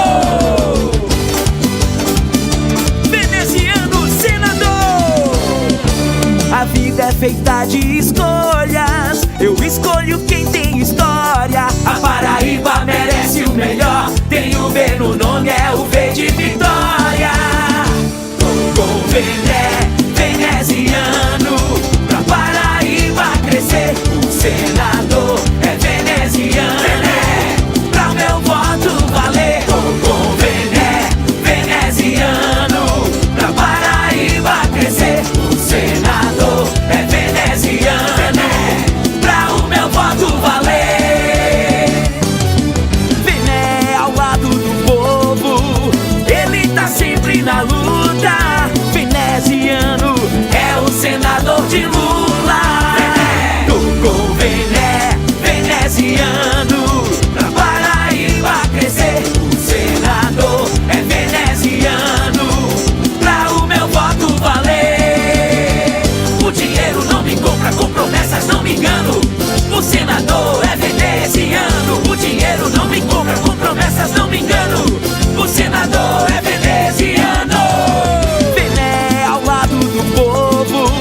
Ele tá sempre na luta. Veneziano é o senador de Lula. Com veneziano, pra Paraíba crescer.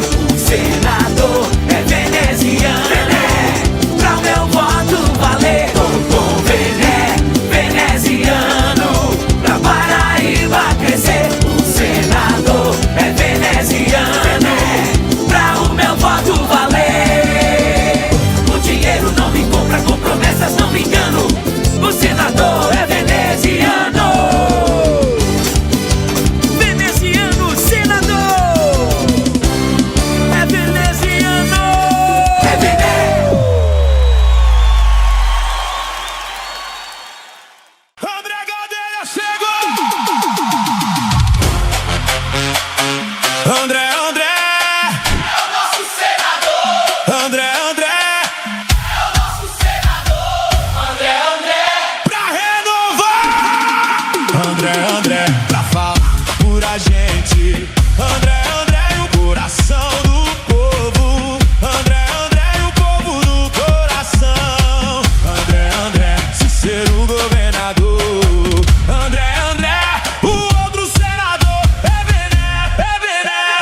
Todos com André. André. É o nosso senador. André. É o nosso senador. André Gadelha chegou. André. É o nosso senador. André. E o povo no coração. André. Cícero governador. André. Vamos todos com André. André. É o nosso senador. André. É o nosso senador. André Gadelha chega. André. É o nosso senador. André.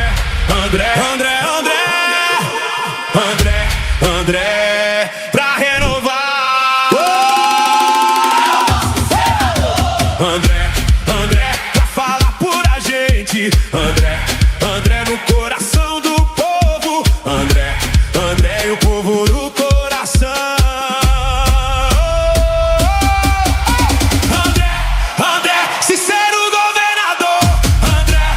André, o outro senador é Vené. André, vamos todos com André. É o nosso senador.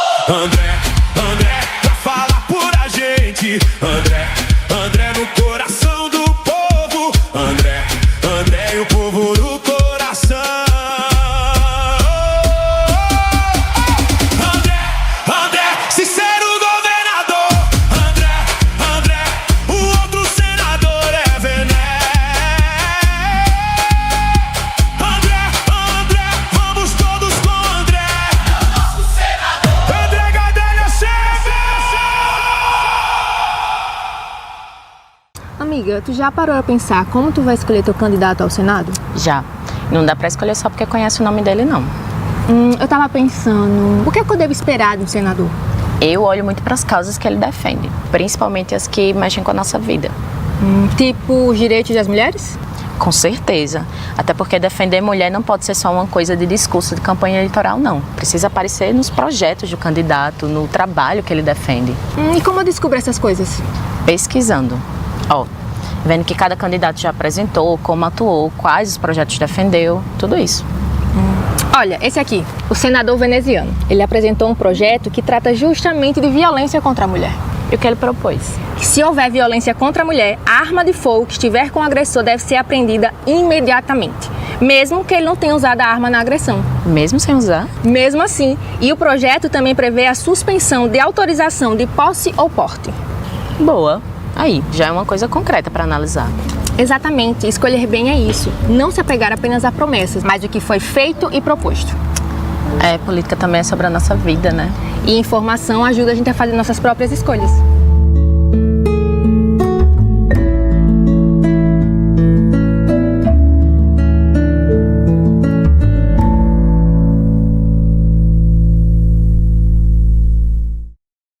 O povo pergunta, quer saber de quem é Vené? Cássio, Ricardo, Cícero, Lula.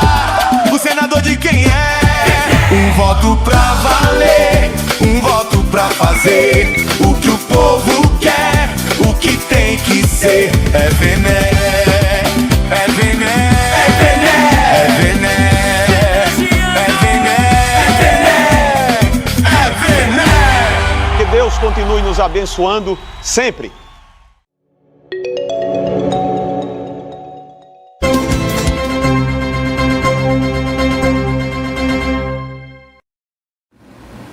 Boa noite, estamos começando mais uma edição do Estúdio 15, um espaço de conversa, análise e informação sobre os principais assuntos da Paraíba e sobre as eleições 2026. Hoje nós vamos conversar com uma das principais lideranças políticas do nosso estado, ex-deputado federal, candidato ao governo da Paraíba em 2022 e atual presidente estadual do PSD, Pedro Cunha Lima. Ele participou diretamente da construção da chapa que tem Cícero Lucena como candidato ao governo, Diogo Cunha Lima como candidato a vice-governador e Veneziano Vital do Rego e André Gadelha, candidatos ao Senado. Pedro Cunha Lima é o nosso convidado para falar sobre essa união política, os compromissos assumidos para esta eleição e os projetos que esta aliança apresenta ao povo da Paraíba. Pedro, seja muito bem-vindo, obrigado por ter aceito o nosso convite, seja muito bem-vindo aqui ao Estúdio 15. Eu que agradeço demais, Paulinho, é uma alegria para mim poder participar dessa conversa aqui no Estúdio 15. Temos muito que debater, um momento do nosso estado e do nosso país que pede uma reflexão profunda, né, sobre o que está por vir, então é muito bom participar aqui desse encontro. Seu nome chegou a ser cotado para assumir a cabeça de chapa, ser governador, candidato a governador da Paraíba, né? O que aconteceu? Por que você declinou dessa ideia? Foi uma decisão pessoal? Foi o que aconteceu? Toda candidatura envolve o apoio de um coletivo. Desde o final da última eleição, em 2022, onde tive a oportunidade de cumprir com um papel e sou muito grato pelo apoio que recebi, de todos que estiveram ao meu lado, todos que acreditaram em mim. Desde o final da eleição, eu coloquei que eu não seria o obstáculo para que a gente mantivesse uma unidade no nosso campo político das oposições e que, se tivesse um nome pontuando melhor do que o meu nas pesquisas, e se tivesse alguma outra candidatura que tivesse, né, o apoio dessa base política no campo das oposições, eu não seria obstáculo, e foi isso que aconteceu. A candidatura de Cícero, a rigor, ela nasce porque em todas as pesquisas que se fez, no último ano, o nome de Cícero aparecia em primeiro lugar.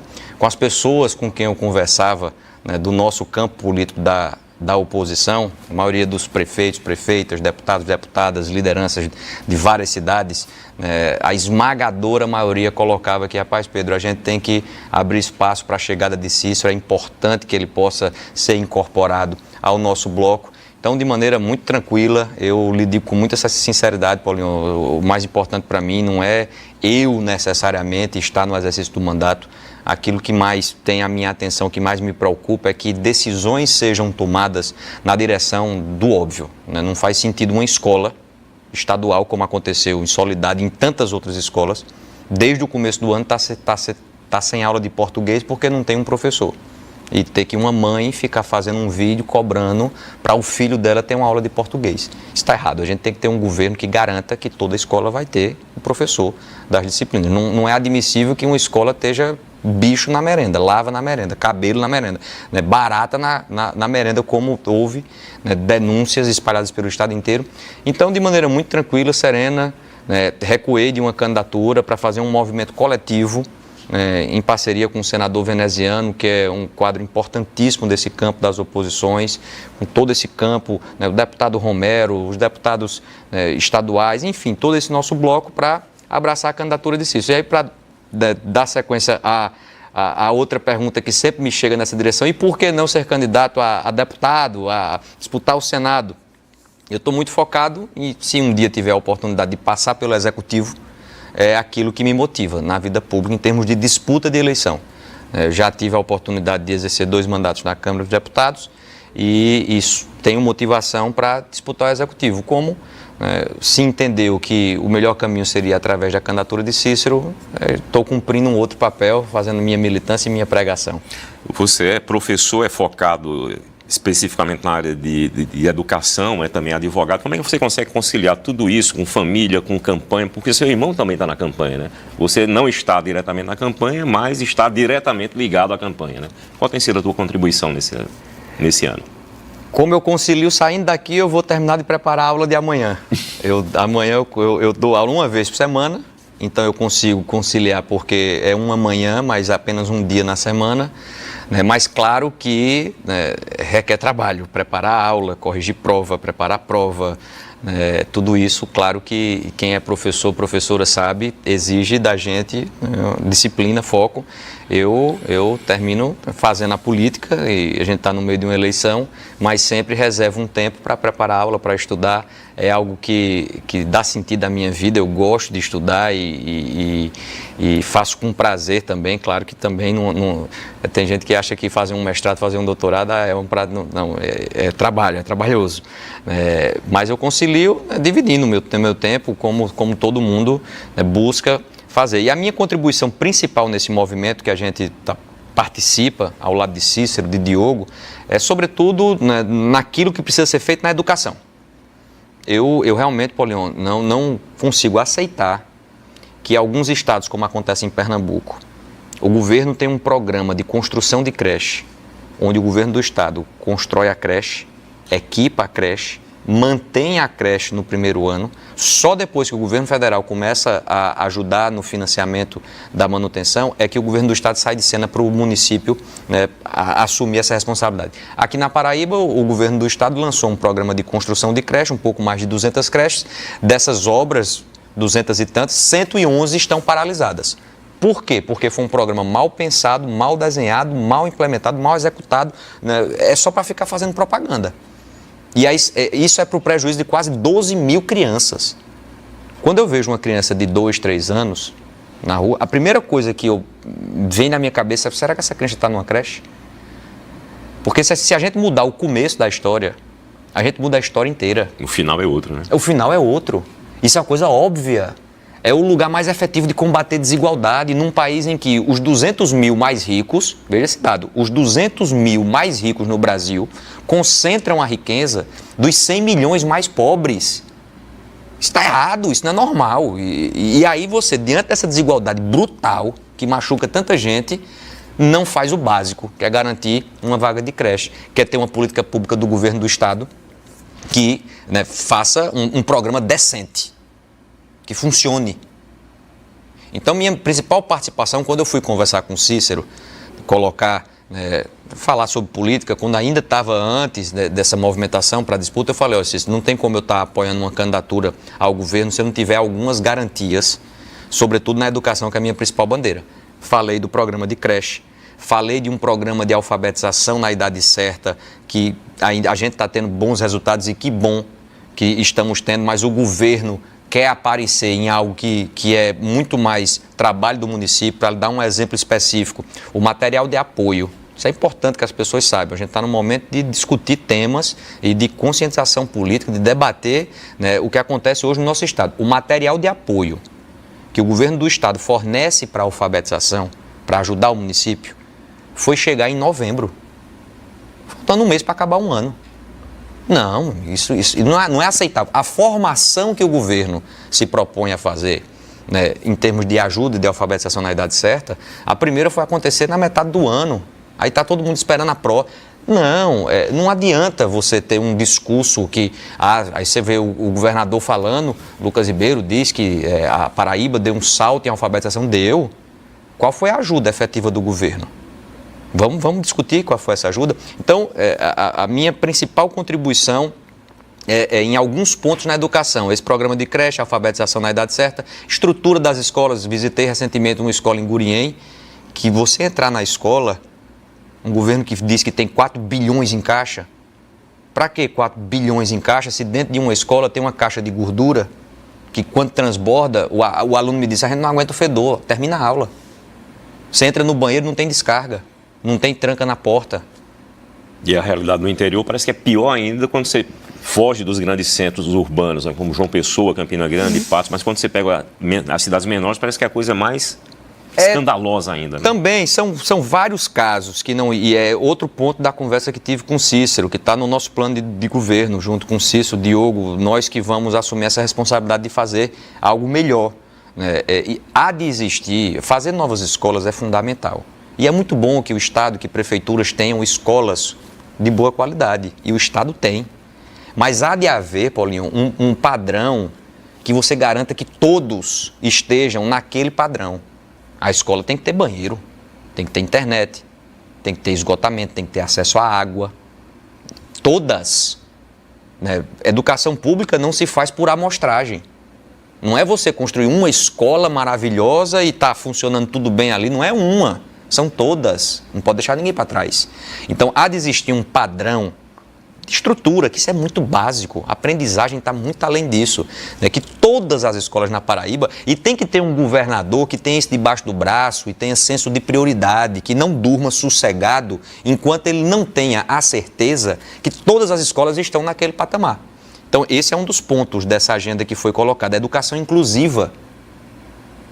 Existem pessoas com deficiência, alunos, que estão na rede municipal. Isso acontece aqui em João Pessoa.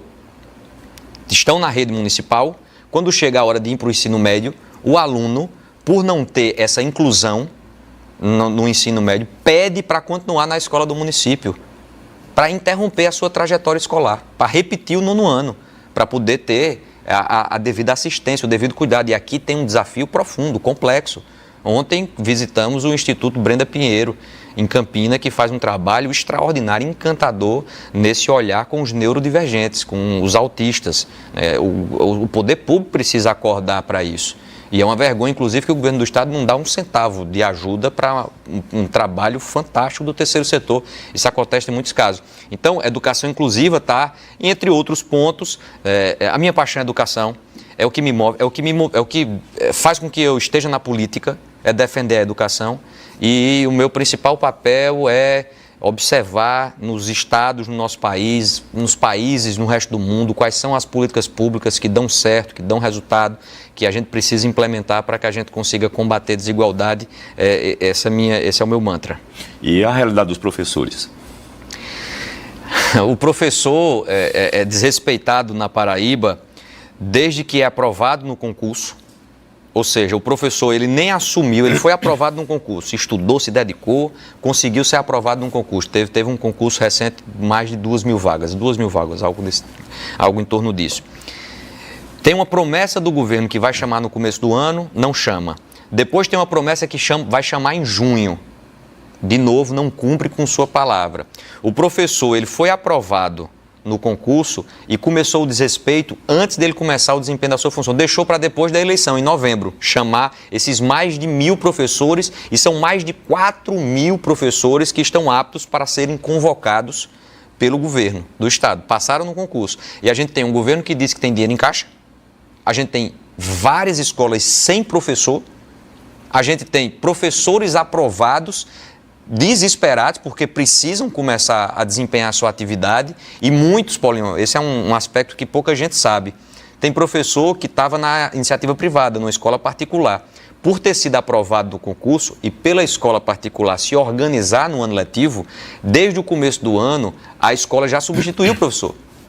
Porque não é interessante para a escola nenhuma você ter a troca de professores ao longo do ano letivo, né? Porque o professor vai criando familiaridade com a turma, enfim. Então, tem professor que perdeu o seu emprego para ser chamado no estado, não foi chamado no estado e está aí esperando. Esse é um aspecto. Tem professor, a denúncia mais recente que eu vi foi na Escola Severino Cabral, em Campina, 3 professores queridíssimos pela escola, efetivos, que vão perder parte da carga horária para poder acomodar um contratado. Por quê? Se os alunos gostam do professor, os professores estão desempenhando bem as suas funções, a gente está fazendo uma cobrança, fazendo pressão para impedir que esses 3 professores não sejam prejudicados por uma política pública do governo que não tem o menor respeito, né? Aí, para citar outro ponto gravíssimo, se deixar aqui eu fico falando de casos da educação, né, a conversa inteira.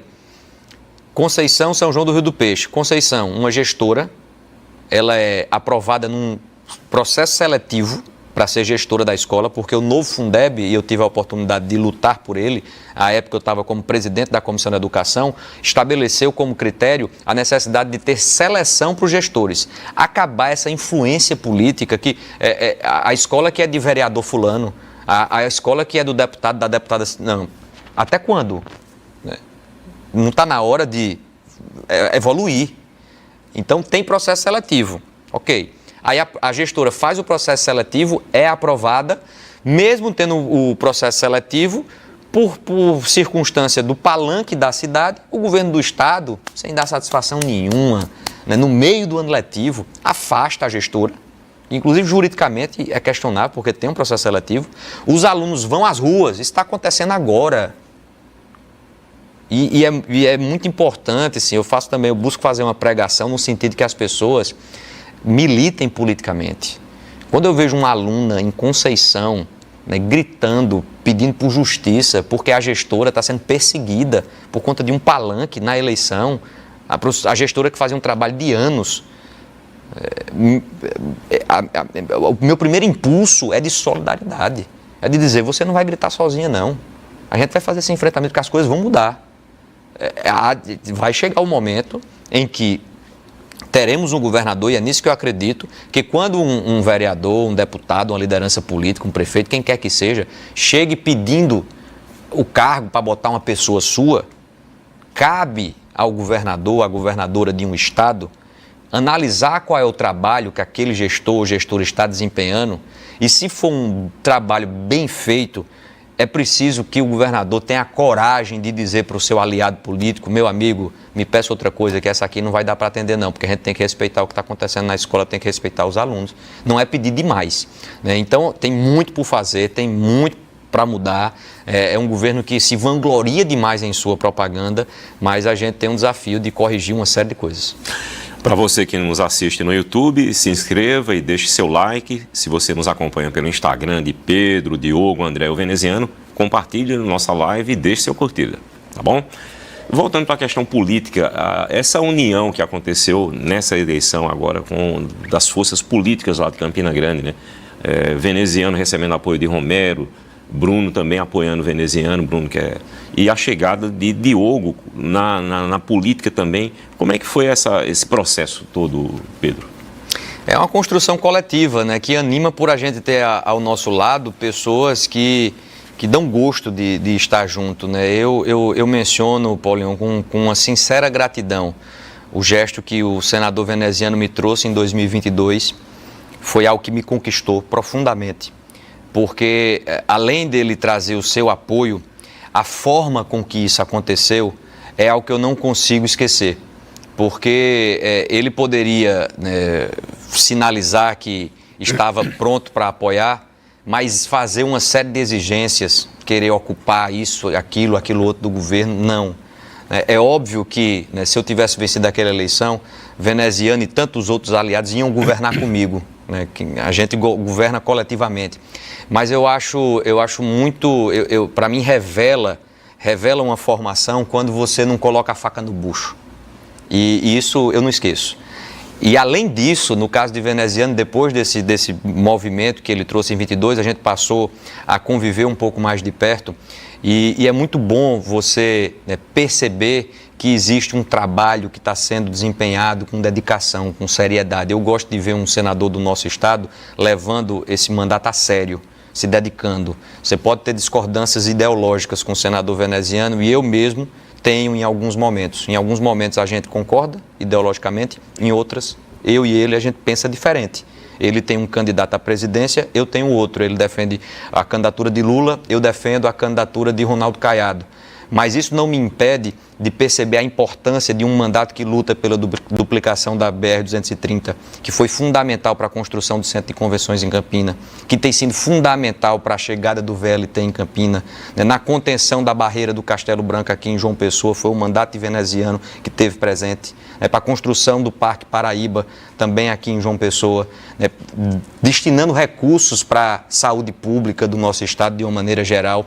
Então, você pode ter diferenças ideológicas, como falei, mas você não vai conseguir dizer que não tem trabalho, que não tem uma dedicação para honrar a confiança da Paraíba.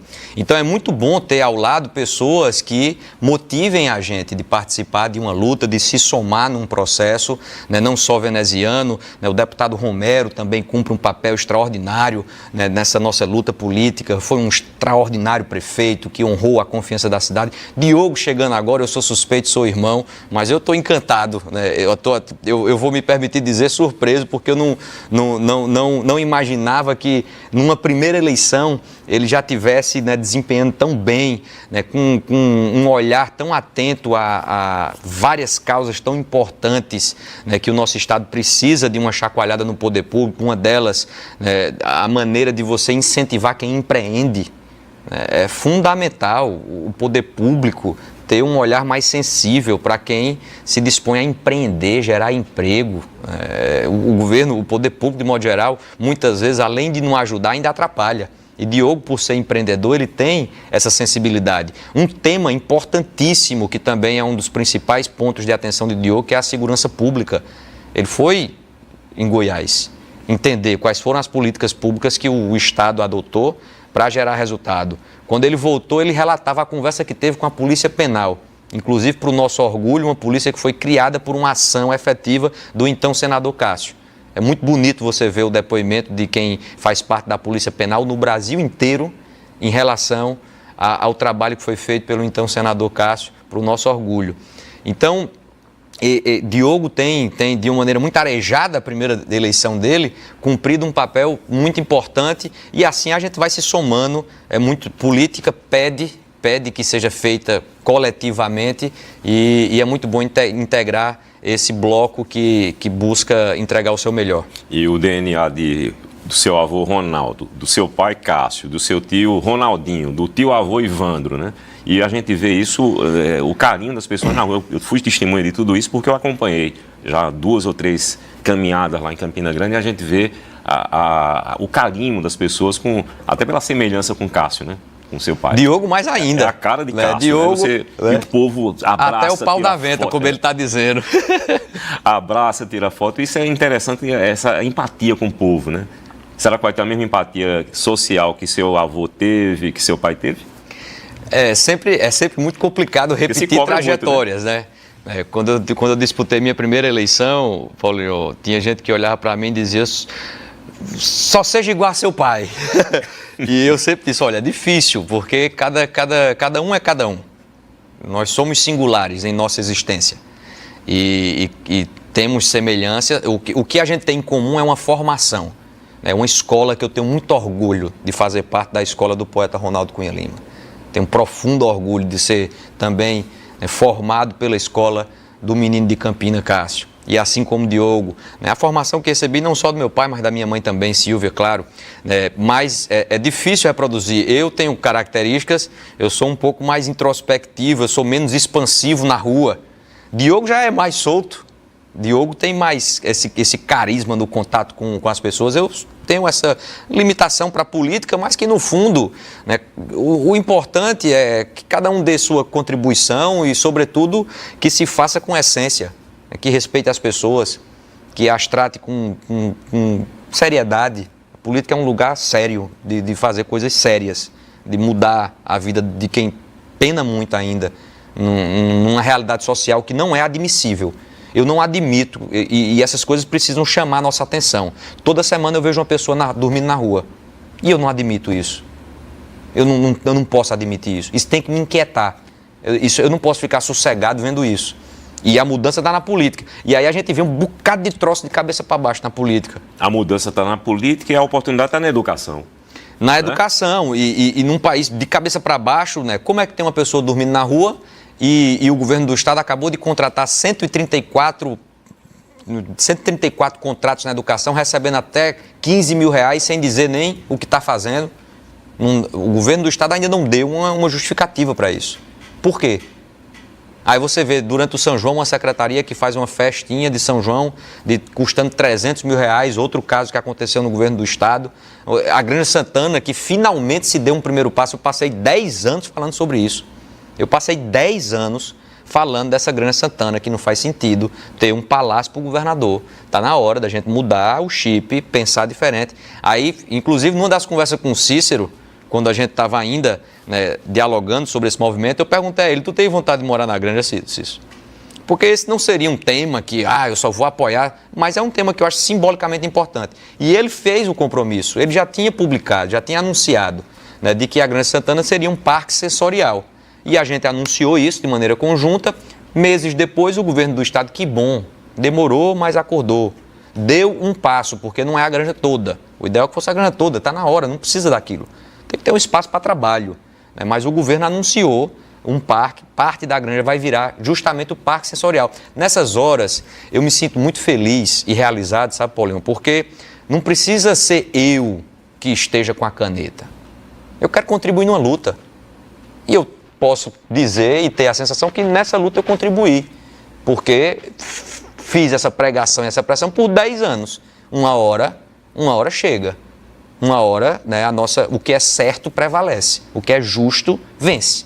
O que é justo, né, a gente está dando alguns passos. Então, o mais importante na política, acima de qualquer coisa, é estar fazendo parte de uma corrente que busca mudar as coisas. Pedro, vamos falar um pouco sobre as ações de Veneziano pelo estado da Paraíba lá no Senado. Como é que você analisa a atuação do senador?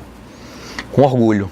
Eu mencionei aqui algumas ações e posso repeti-las porque são muito importantes para o nosso estado. Né? A duplicação da BR-230 eu tenho acompanhado e veja, Veneziano tem um grau de acesso ao governo federal pela relação de amizade que ele tem com o presidente Lula, que beneficia o nosso estado. Para você perceber isso, Paulinho, você não precisa votar em Lula, gostar de Lula. Não. Como eu falei, eu apoio Ronaldo Caiado. mas eu tenho a capacidade de enxergar a importância de um mandato no Senado Federal para o nosso Estado que traz o governo federal para perto, na duplicação da BR-230, na chegada do VLT em Campina, a construção do centro de convenções também tem uma participação efetiva do senador veneziano, a construção, como falei, aqui no Parque Paraíba, aqui em João Pessoa, da contenção da barreira do Castelo Branco, também uma ação efetiva do senador veneziano. No custeio da saúde, isso pelo Estado inteiro, infraestrutura também pelo Estado inteiro. Não é à toa que veneziano, e eu conversei com muitos prefeitos, são vários que apoiam o senador veneziano. Ele tem presença política no Estado inteiro. E nas conversas que eu tinha, isso há mais de um ano, a frase que eu escutava dos prefeitos era: eu não tenho como não votar em veneziano, pelo que ele fez pela cidade. Não tenho como. Tanto é que, apesar de uma estrutura gigantesca e de uma pressão tremenda, veneziano está na oposição. Ter o apoio de prefeito estando na oposição não é tarefa simples nesse país de meu Deus. E apesar dele estar na oposição, ele conseguiu manter um apoio, né, significativo pelo Estado inteiro. Trabalho. Ele trabalha. E vou ter, pela gratidão que carrego, eu já tinha, desde o final da eleição de 22, eu vou ter o gosto de retribuir esse apoio e botar o número de veneziano na urna. Esse trabalho, o reconhecimento desse trabalho, eu vou ter uma felicidade muito grande de, quando chegar no dia da eleição, apertar 155, ver a foto veneziana e reconhecer um trabalho que está sendo desempenhado pelo nosso Estado. A Paraíba vai reconhecer a importância desse mandato. E nos 223 municípios, inclusive municípios onde ele não foi votado, né? Assim, sim, mas sim. nem por isso ele deixa de ter esse compromisso, a diferença de compromisso e envolvimento com a política, né? Ele tem esse compromisso com a política. Sem dúvidas, e em temas importantes também, o fim da escala 6x1 é um tema importante para o nosso país. E a gente tem que debater produtividade também, porque quanto mais produtivo o país for, menor a carga horária precisa ser. Existe uma correlação. Os países que conseguiram diminuir essa carga horária cresceram em produtividade. Nesse debate da escala 6, do fim da escala 6x1, eu sinto falta da gente debater produtividade, para poder as coisas andarem juntas. Mas você é a favor? Eu sou a favor do fim da escala, assim como o veneziano, que tem um posicionamento importante em temas. Ele se posiciona, que é outra característica que eu gosto. Às vezes eu discordo. A gente não pensa 100% igual. Não. Tem momentos que a gente diverge, mas ele se posiciona. E é uma característica que eu gosto. Né? E se fundamenta também, né? E se fundamenta. E que, na maioria das vezes, em temas importantes como é esse do fim da escala 6x1, ele está do lado do trabalhador. Isso me representa. E aí eu volto tendo a confiança de que um trabalho continuará honrando a Paraíba. O fato de você não se candidatar nessa eleição significa que você não vai mais voltar para a política? Significa que você está dando um tempo? Significa o quê? Eu não saí de política, estou aqui fazendo política. É fundamental que a sociedade como um todo entenda que fazer política não é se candidatar necessariamente. Você não precisa se candidatar, botar sua cara numa matéria... Não. Talvez eu me candidate no futuro, talvez não. Não sei, o tempo vai dizer. Uma certeza que eu tenho é que eu não vou parar de militar politicamente, porque isso dá sentido à minha vida. É claro que, né, você se candidatando, vencer na eleição... Se eu tiver um dia na condição de prefeito e de governador, é claro que você vai ter a possibilidade de tomar decisões que interferem e impactam a vida de muita gente. E eu lhe falo, Paulinho, assim, me sensibiliza, é algo que realmente tem um significado grande para mim. Quando eu paro na rua e uma pessoa, né, diz, eu gosto das suas ideias, continue, né, você me representa. Quando você sente que existe uma conexão com pessoas e de que tem uma representatividade, isso lhe motiva. Então, imagino que eu até devo disputar uma nova eleição mais para frente. Mas posso não disputar, aí o tempo vai dizer. Se em algum momento eu reunir apoio, né, eu tiver, meu nome ser aquele que possa representar um campo político, um conjunto de pessoas, estou pronto, preparado e me preparo cada dia mais para... É um imenso desafio, né? A gente está num país que tem que superar muita coisa, então é um imenso desafio, mas fazer política eu não vou parar. Você está pronto, preparado, mas está querendo? Estou querendo, estou aqui, né? Estou aqui. E é claro que essa vontade de transformar as coisas é o principal combustível. Eu lhe digo assim, eu não tenho ambições empresariais, eu não tenho um projeto de vida assim que... Meu principal projeto de vida é participar de uma luta. É isso que, veja, às vezes as pessoas, ele não quer, ele quer pouco. Na verdade, porque eu não tenho a obsessão de botar um broche, de estar num mandato, de sentar numa cadeira, de ser governador, de ser deputado. Não tem essa obsessão. O que é que mais te decepcionou em Brasília, você como deputado? Então, voltando assim, só para concluir esse raciocínio. Quando eu não tenho essa coisa de, para eu ser feliz eu tenho que estar... Não tenho que estar no mandato, definitivamente. Eu tenho que participar de uma luta. E aí, ao participar dessa luta, um desdobramento pode ser uma candidatura, como foi em 22. E como pode ser numa próxima, quem sabe. Então, eu estou querendo necessariamente a todo custo estar no exercício do mandato? Não estou. Estou querendo transformar as coisas, Quando eu vejo uma criança num sinal, meu irmão, sabe o que me vem? Eu tenho receio, primeiro, de ser um conformista. Estou com minha vida resolvida. Sempre tive acesso a tudo. Sou um grande privilegiado. E sou. E tá bom. Mas tem que ter a empatia, né? E quem não teve a sorte que eu tive? E aí, sabe o que me persegue, Paulinho? Uma coisa que, assim, eu não posso ter a covardia, e essa é a palavra, o sentimento, assim, de não lutar por aquela pessoa. Nem a covardia, nem a indiferença. E eu ocupo um lugar de possibilidades políticas, inclusive. Poder transformar, eu tenho consciência disso. Pela trajetória que já tive até aqui, pelos apoios que recebo. Então eu não quero ser um conformista que é indiferente. Não, eu quero lutar. E vou morrer lutando, porque eu tenho consciência que as coisas não estarão como eu quero nesse período que eu tenho, nessa passagem nossa, a vida é passageira. Infelizmente as coisas não mudam do dia para a noite.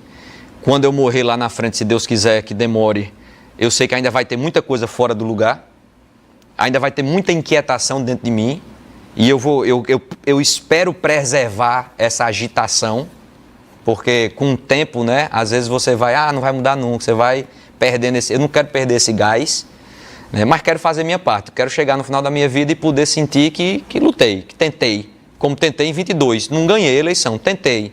Mas se tivesse feito isso, tinha ganho. Mas talvez se tivesse feito isso, teria perdido o sentido. Também não quero perder a essência. Mas você foi testado e teve mais de 1 milhão de votos. Então você tem um capital político significante. Eu gosto de uma frase que diz que voto a gente nunca tem, a gente sempre teve. Mas é claro, o que mais me anima não é nem o tamanho da votação, que claro que é o que mais me animou dessa votação, na verdade, foi perceber a força de algumas ideias. Eu provei um ponto, que falar sobre orçamento da Assembleia, que não é razoável, não é razoável a Assembleia Legislativa ter um orçamento que seja maior do que o da Universidade Estadual. Eu continuo, essas coisas precisam ser ditas, para que elas mudem. Elas só vão mudar quando a gente tiver um volume grande de pessoas falando sobre isso e que a pressão for tão grande que se diga, não dá mais. Porque só vai na marra, né? É uma coisa que me entristece. Parece que é o 3º maior orçamento do Estado, não é isso? É João Pessoa, Campina Grande. Estou até desatualizado desses números, mas o que eu tenho certeza é que dá para a Assembleia, convenhamos, e eu estou citando um exemplo, falava do orçamento da Câmara dos Deputados, falava do juiz que recebeu 500 mil em um mês, e outro juiz, aí Ministério... Tem excesso em todo lado, A questão do contrato da CAGEP, de privatização de... Ariano Suassuna falava que existe um Brasil real e um Brasil oficial. Não é nem Ariano, na verdade ele já puxou isso de uma outra referência. E isso é uma coisa assim que vai ser quando? Essa mudança óbvia. A gente vai esperar até quando? Nesse modelo, esse modelo está mofado, acabou-se. Tem uma frase de Álvaro de Campos que diz, o que aí está a apodrecer a vida, quando muito, é estrumo para o futuro. O que aí está não pode durar, porque não é nada.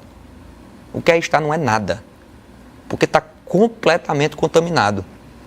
E eu dou sentido à minha vida fazendo um enfrentamento. No dia que eu estiver na política, para não falar essas coisas, não faz sentido estar não, aí não. Para estar contando voto, para estar...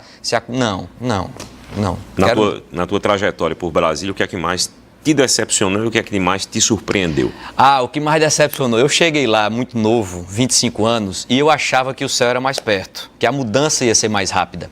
Então, quando eu fiz um enfrentamento de fim de auxílio moradia, eu renunciei à aposentadoria especial de deputado, fiz um corte na verba de gabinete, renunciei ao aumento da verba de gabinete, apresentei projetos nessa direção de acabar com o carro oficial, de reduzir esses auxílios, seja para deputado, senador, desembargador, juiz, promotor, para todos. E eu não estou atacando nenhuma instituição, eu estou falando óbvio.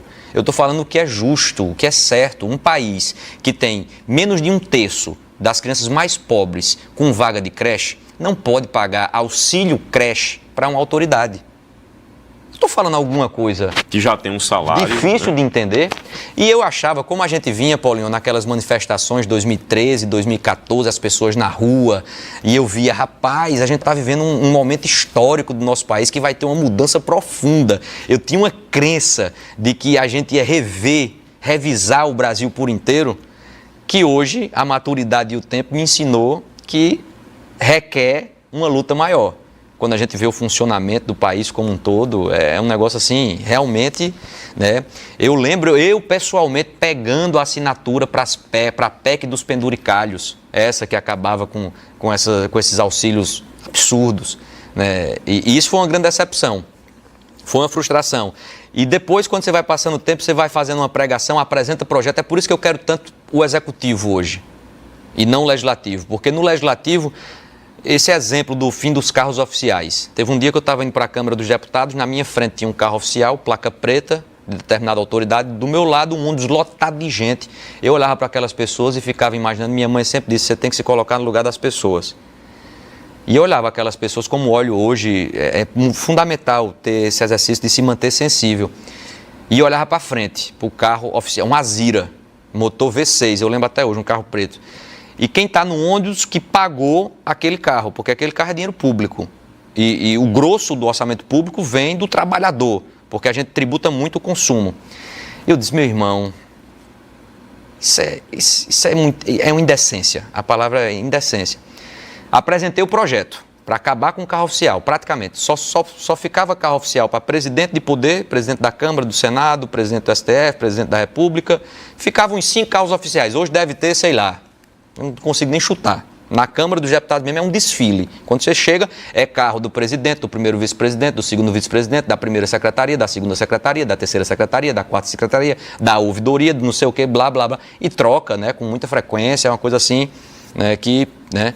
Aí eu apresentei, foi aprovado na primeira comissão, foi aprovado na segunda comissão, foi aprovado na terceira comissão, aprovado na Câmara dos Deputados. Eu digo, rapaz, esse negócio vai. Aí foi para o Senado, aprovado na primeira comissão, e isso eu falando com os deputados, com o negócio debaixo do braço e tal. Aí eu, rapaz, vai dar certo.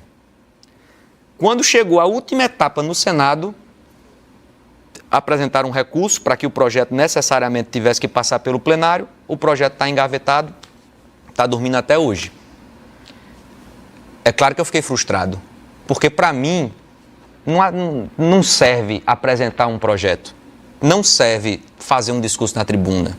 E não sei quantas pessoas compartilharam como pude viver isso. É importante, claro, você está... Mas eu quero o resultado. E aí frustra. E no final do segundo mandato eu não tenho vergonha de dizer que eu já estava com a energia menor do que no começo do primeiro. Foi quando eu disse, rapaz, não é para eu ficar aqui não. Eu tenho que... Né, hoje eu tenho vontade de estar no executivo, porque quando eu quiser fazer uma coisa, aí eu estou com a caneta na mão, a batida do bombo é comigo e vai ser assim. Claro que tem que fazer uma construção o governador sozinho ou o prefeito sozinho não faz o que quer do jeito que quer na hora que quer, mas tem uma capacidade de decisão muito maior do que no legislativo, onde você está num colegiado. Então tive frustrações, mas tive também momentos de muita realização. A aprovação do novo Fundeb, um dos principais marcos educacionais do nosso país nos últimos 10 anos foi a aprovação do novo Fundeb. Os 5% que necessariamente no Fundeb hoje vão para a educação infantil, eu posso ter a alegria de dizer que foi um deputado que é um militante da primeira infância, Eu estava lá em todas as reuniões do Fundeb, cada um dizia qual era a sua prioridade, e eu dizia, sem esses 5%, o PSDB, e eu tive a confiança do partido, hoje eu estou no PSD, à época estava no PSDB, sou muito grato ao PSDB, porque o partido disse, nossa posição no Fundeb é conduzida por Pedro, eu conseguia falar por uma bancada. Então, quando eu dizia que eu não concordava, eram quase 50 votos que não concordavam. E nas reuniões eu dizia, sem os 5% da educação infantil, o PSDB não vota. Tentaram tirar, ficou. Quando foi aprovado com esses 5%, no dia que foi aprovado, eu voltei para casa muito feliz. Porque a primeira infância é um momento do desenvolvimento, como a gente já falou aqui, mais decisivo para o combate às desigualdades e é um dos lugares mais negligenciados pelo poder público. Quando você vê o orçamento e vê quanto do orçamento está indo para a primeira infância, é um percentual ainda que não faz sentido. Então isso me deu uma realização. Tive momentos de alegria, mas também tive minhas frustrações. Qual é a tua expectativa para essas eleições? Mudar uma realidade posta. Vencer uma disputa dentro desse movimento no qual eu estou inserido, né, junto com o Cícero, com o Diogo, e a partir do ano que vem, e vou falar da educação, mas é preciso mudar em vários aspectos. Comentei aqui a prioridade que Diogo coloca no combate à criminalidade, em fazer uma segurança pública de maneira mais efetiva, mas eu espero o dia em que o governo do estado seja um vetor de aceleração para que a criança na Paraíba mais pobre tenha vaga de creche. E eu sinto que o governo está fazendo por onde e está fazendo com senso de urgência. Eu quero já no primeiro ano de governo, e tenho esse compromisso de Cícero, essas escolas que estão nessa situação, como a escola João Ribeiro em Gurien, recebam uma reforma para ontem. A reforma tem que ter data para começar e tem data para terminar. Tem muita escola na Paraíba que espera uma reforma há não sei quantos anos, e tem muitas escolas na Paraíba que estão em reforma há não sei quantos anos. Por quê? Porque não é prioridade, porque não incomoda o governo, não dói no governador uma escola estar naquele jeito. Eu espero para essa eleição ela ser fruto de um governo que a partir do ano que vem não admite que tem larva na merenda. Quando aparecer um bicho na merenda e falhas no governo, elas acontecem. Errar é humano. Mas no dia que tiver um larva em uma merenda, o governador tem que estar na escola no outro dia. O governador ir lá, botar a cara, pedir desculpa aos alunos, entender por que aconteceu e garantir que não vai mais acontecer. Porque isso gera, Paulinho, um efeito cascata. Quando uma escola que tem bicho na merenda vê que o governador foi lá e não se escondeu do problema, eu não quero um governador que só fale de coisa boa, não, do que está dando certo no governo. Não. Eu preciso de um governador que tenha coragem de botar a cara no que está dando errado. Para que a escola vizinha, quando vê que o governador foi lá, entenda o que é isso. É larva na merenda, bicho na merenda? Não. A preocupação da escola é dizer, rapaz, vamos cuidar melhor da merenda aqui, porque o governador não admite isso não. Qual é a mensagem que você passa quando aparece larva na merenda e o governador não diz nada sobre isso? Veja se Lucas Ribeiro falou alguma coisa sobre bicho em merenda. Procure. Não aparece. Deixa o assunto passar. Empurra propaganda e deixa o assunto passar. Qual é a parte ruim, qual é o aspecto mais prejudicial dessa postura? Se repete, porque passa a ideia de que isso é normal. Então eu espero que essa eleição seja o desdobramento que a partir do ano que vem não tenha mais bicho em merenda, tenha professor nas escolas, tenha programas de formação de professor, tenha um governador que... A gente precisa de um governador, e eu falo muito isso para Cícero, que quando ele encontre com um prefeito, a primeira pergunta na conversa, necessariamente ele precisa olhar para a prefeita, para o prefeito e perguntar como é que está a alfabetização na idade certa no seu município. Está crescendo? Está faltando o quê? Como é que eu posso lhe ajudar? Aumente a alfabetização, que você aumentando o ICMS educacional, aumenta o repasse. Isso já acontece, porque o novo Fundeb obrigou. O Ceará começou fazendo isso, outros estados copiaram, a Paraíba não copiou por muitos anos e agora com o novo Fundeb nacionalizou essa política, ICMS educacional. Quando você tem um resultado na educação, o governo do estado repassa mais valor do ICMS para o município. Mas é preciso ter a cultura. A gente tem que ter um governador que fale sobre isso, para que todo mundo entenda que existe isso e que seja uma prioridade. Então eu espero que a partir do ano que vem a gente tenha esse governo do estado, que descentralize a saúde, que faça chegar água na torneira. É impressionante. Um governo que diz que tem 4 bilhões em caixa e não tem água na torneira das pessoas, esse dinheiro está servindo para quê? A gente tem que ter um governo mais popular, né, que esteja mais próximo dos mais pobres, que enxerguem os mais pobres, que coloque os mais pobres no orçamento e como prioridade, porque governo existe para combater a desigualdade. Hoje a gente tem um governo que está muito distante em vários temas, né, e eu espero que haja uma correção nesse sentido. Estou otimista, tenho esperança, não desisto da luta, vou continuar, né, defendendo um movimento. Se a partir do ano que vem eu estiver fazendo parte desse governo numa vitória nossa, eu quero, né, continuar numa linha de defender aquilo que acredito, o terceiro setor, para finalizar, e encerro com isso. Você vê que eu estava com saudade de falar, né? Eu começo a falar e não paro. A gente tem um terceiro setor. Ontem eu visitei o Instituto Brenda Pinheiro, em Campina. Uma mãe teve uma filha autista. A partir desse momento, a vida dela muda por completo e ela faz de tudo, para usar uma expressão que ela usou, Vânia.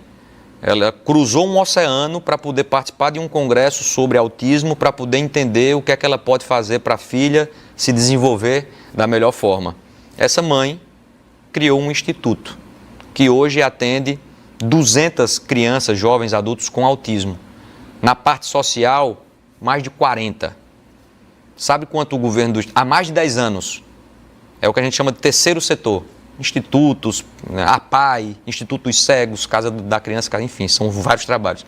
Sabe quanto o governo do estado coloca de recurso no Instituto Brenda Pinheiro? Um governo que tem 4 bilhões em caixa? 0. Sabe quantas crianças a mais poderiam estar sendo atendidas no mesmo espaço instalado, na mesma casa que ela tem? Basta chegar o recurso. 150 a mais. Uma criança a mais muda profundamente a vida não só daquela criança, mas de toda uma família. Eu não estou falando de uma, estou falando de 150. Esse é um trabalho do terceiro setor. E em 2022 eu falei muito de um programa que a gente chamava e continua chamando de cuidar de quem cuida. O governo do estado tem que ser um parceiro. Na Singapura, 90% da assistência social é feita pelo terceiro setor. O poder público financia e fiscaliza, porque tem um componente de amor pela causa que o terceiro setor... Como é que você vai trazer um envolvimento que uma mãe tem? Hoje eu conversei com outro pai de um filho com autismo também, que tem um outro instituto aqui em João Pessoa. Então, para concluir, eu espero que esse nosso movimento, que votar no 15 na eleição, represente a partir do ano que vem ter um governo do estado que reserve uma parcela significativa do seu orçamento, porque tem que ajudar para valer, para fortalecer esses trabalhos, reconhecer e fortalecer, porque aí você amplia o alcance. Imagina a APAI aqui em João Pessoa, em Campina, em Patos, em Areia, a gente tem, né, APAIs pelo estado inteiro, mas imagine se o governo do estado chegar junto para valer, para incentivar esses trabalhos. Então é outro ponto de atenção que eu coloco, é outra esperança que eu deposito, é por isso que eu estou aqui, né, fazendo parte desse movimento que espero vai conseguir fazer mais pela Paraíba. Pedro, muito obrigado por ter vindo aqui ao nosso programa, ao nosso Estúdios 15, e fica à vontade para as suas despedidas. Eu que agradeço demais a você, Polion, a quem está nos acompanhando aqui. A gente está numa campanha muito curta, então a gente fazer uma palavra final aqui para lhe mobilizar, você que está conectado com essas ideias, que acredita que a Paraíba precisa incorporar essas práticas.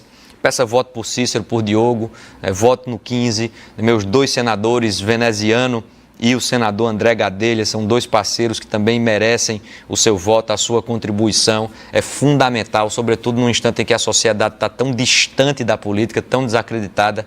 É muito importante que a gente multiplique essa mensagem para conseguir realizar algo melhor pelo nosso estado. Obrigado de coração, foi muito bom estar aqui com vocês.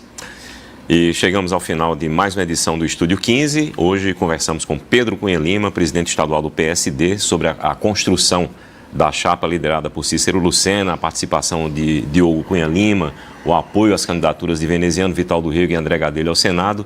Você pode rever essa entrevista e acompanhar outros conteúdos no Instagram de Vené e André.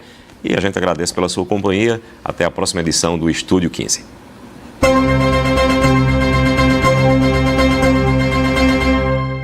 Amiga, tu já parou a pensar como tu vai escolher teu candidato ao Senado? Já. Não dá pra escolher só porque conhece o nome dele, não. Eu tava pensando, o que é que eu devo esperar de um senador? Eu olho muito para as causas que ele defende, principalmente as que mexem com a nossa vida. Tipo os direitos das mulheres? Com certeza. Até porque defender mulher não pode ser só uma coisa de discurso de campanha eleitoral, não. Precisa aparecer nos projetos do candidato, no trabalho que ele defende. E como eu descubro essas coisas? Pesquisando. Vendo que cada candidato já apresentou, como atuou, quais os projetos defendeu, tudo isso. Olha, esse aqui, o senador veneziano. Ele apresentou um projeto que trata justamente de violência contra a mulher. E o que ele propôs? Que se houver violência contra a mulher, a arma de fogo que estiver com o agressor deve ser apreendida imediatamente, mesmo que ele não tenha usado a arma na agressão. Mesmo sem usar? Mesmo assim. E o projeto também prevê a suspensão de autorização de posse ou porte. Boa.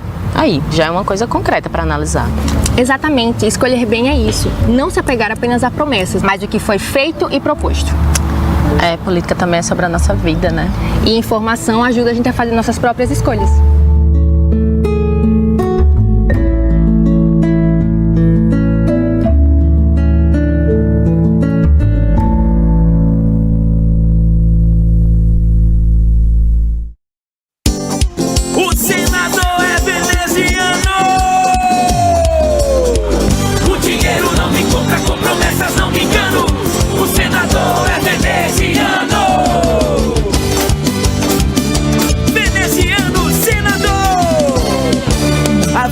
Feita de escolhas, eu escolho quem tem história. A Paraíba merece o melhor, tem o V no nome, é o V de vitória. Com veneziano, pra Paraíba crescer, o senador é veneziano, pra o meu voto valer. Com veneziano, pra Paraíba crescer, o senador é veneziano, pra o meu voto valer. Vené ao lado do povo, ele tá sempre na luta. Veneziano é o senador de Lula. Com veneziano, pra Paraíba crescer, o senador é veneziano, pra o meu voto valer. O dinheiro não me compra, com promessas não me engano. O senador é veneziano. O dinheiro não me compra, com promessas não me engano. O senador é veneziano. Vené ao lado do povo, ele tá sempre na luta. Veneziano é o senador de Lula. Com veneziano, pra Paraíba crescer, o senador é veneziano, pra o meu voto valer. Com veneziano, pra Paraíba crescer, o senador é veneziano, pra o meu voto valer. O dinheiro não me compra, com promessas não me engano. O senador é veneziano. Veneziano, senador é veneziano. É veneziano.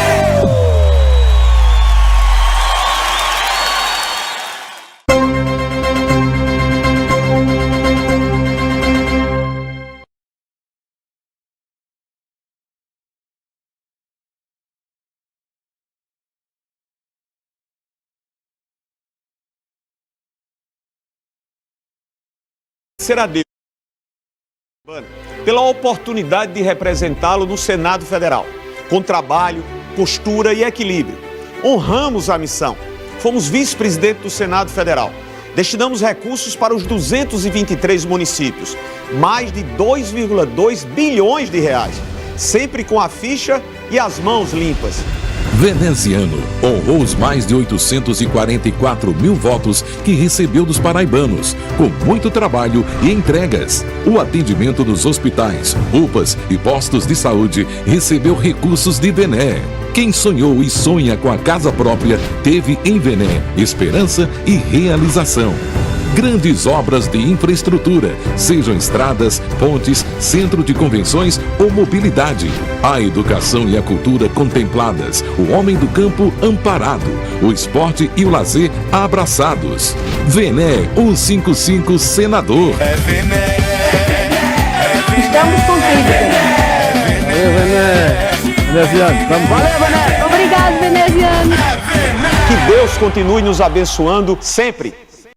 Olá, meus amigos. Olá, meus amigos. Olá, minhas amigas paraibanos e paraibanas. Grande abraço. Nós concluímos e vocês devem ter assistido nosso guia eleitoral. Espero que tenham aproveitado, porque é importante. Existem ainda aquelas ideias de que o guia eleitoral é chato, mas é um instrumento e uma oportunidade que nós temos para, com curiosidade, saber se os candidatos e candidatas estão, de fato, a falar quando se comprometem a realizar. Mas a gente não parou por aqui. A gente agora vai estar em cada uma das nossas redes sociais, conversando, dando aquilo que é fundamental. Liberdade para que o povo da Paraíba possa interagir comigo, conversar, fazer as suas perguntas e, por que não, sugestões para que o nosso próximo mandato, se Deus quiser, que haveremos de conquistar, seja ainda mais como foi e está sendo o primeiro de resultados efetivos. Vamos lá!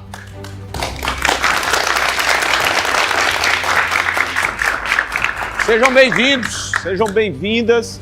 Quero agradecer a presença de vocês. Vocês saibam que é muito importante esse momento e é um momento de espontânea participação. Aqui a gente não combinou absolutamente nada em termos de perguntas, de questionamentos que vocês possam ou não possam fazer. Fiquem à vontade, eu quero colaborar, vendo-os e tendo-os na condição dos outros tantos milhares e milhares de paraibanos que, através dessa participação de vocês, podem se dizer: olha, eu não estou lá com o Vené, mas meu amigo lá de Santa Rita, de Bahia, de João Pessoa, de qualquer um dos municípios que vocês aqui nascidos sejam, fez por mim. Querem perguntar? Vamos lá. Fica à vontade, meu irmão. Pode, fica à vontade. Senador, a casa é sua. Nessas últimas chuvas que aconteceu, o Rio Paraíba, ele transbordou, ele deixou muita gente desobrigada. Sim. E o que o senhor teria para ajudar essa população dos ribeirinhos?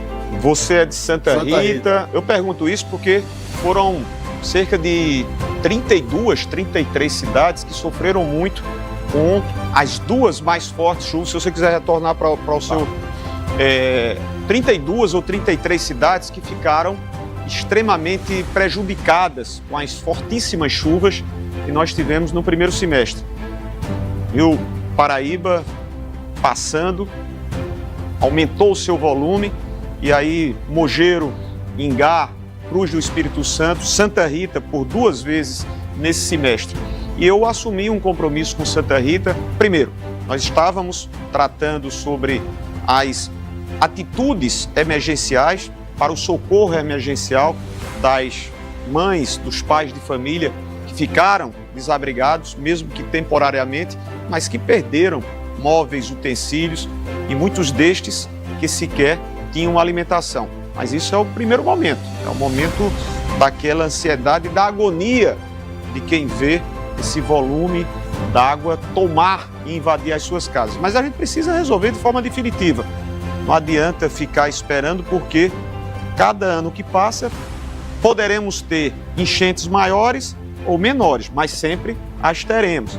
O que eu assumi com a gestão municipal de Santa Rita foi exatamente para o orçamento de 2027 fazer investimentos para a completa urbanização com ações de macro-drenagem do Rio Preto.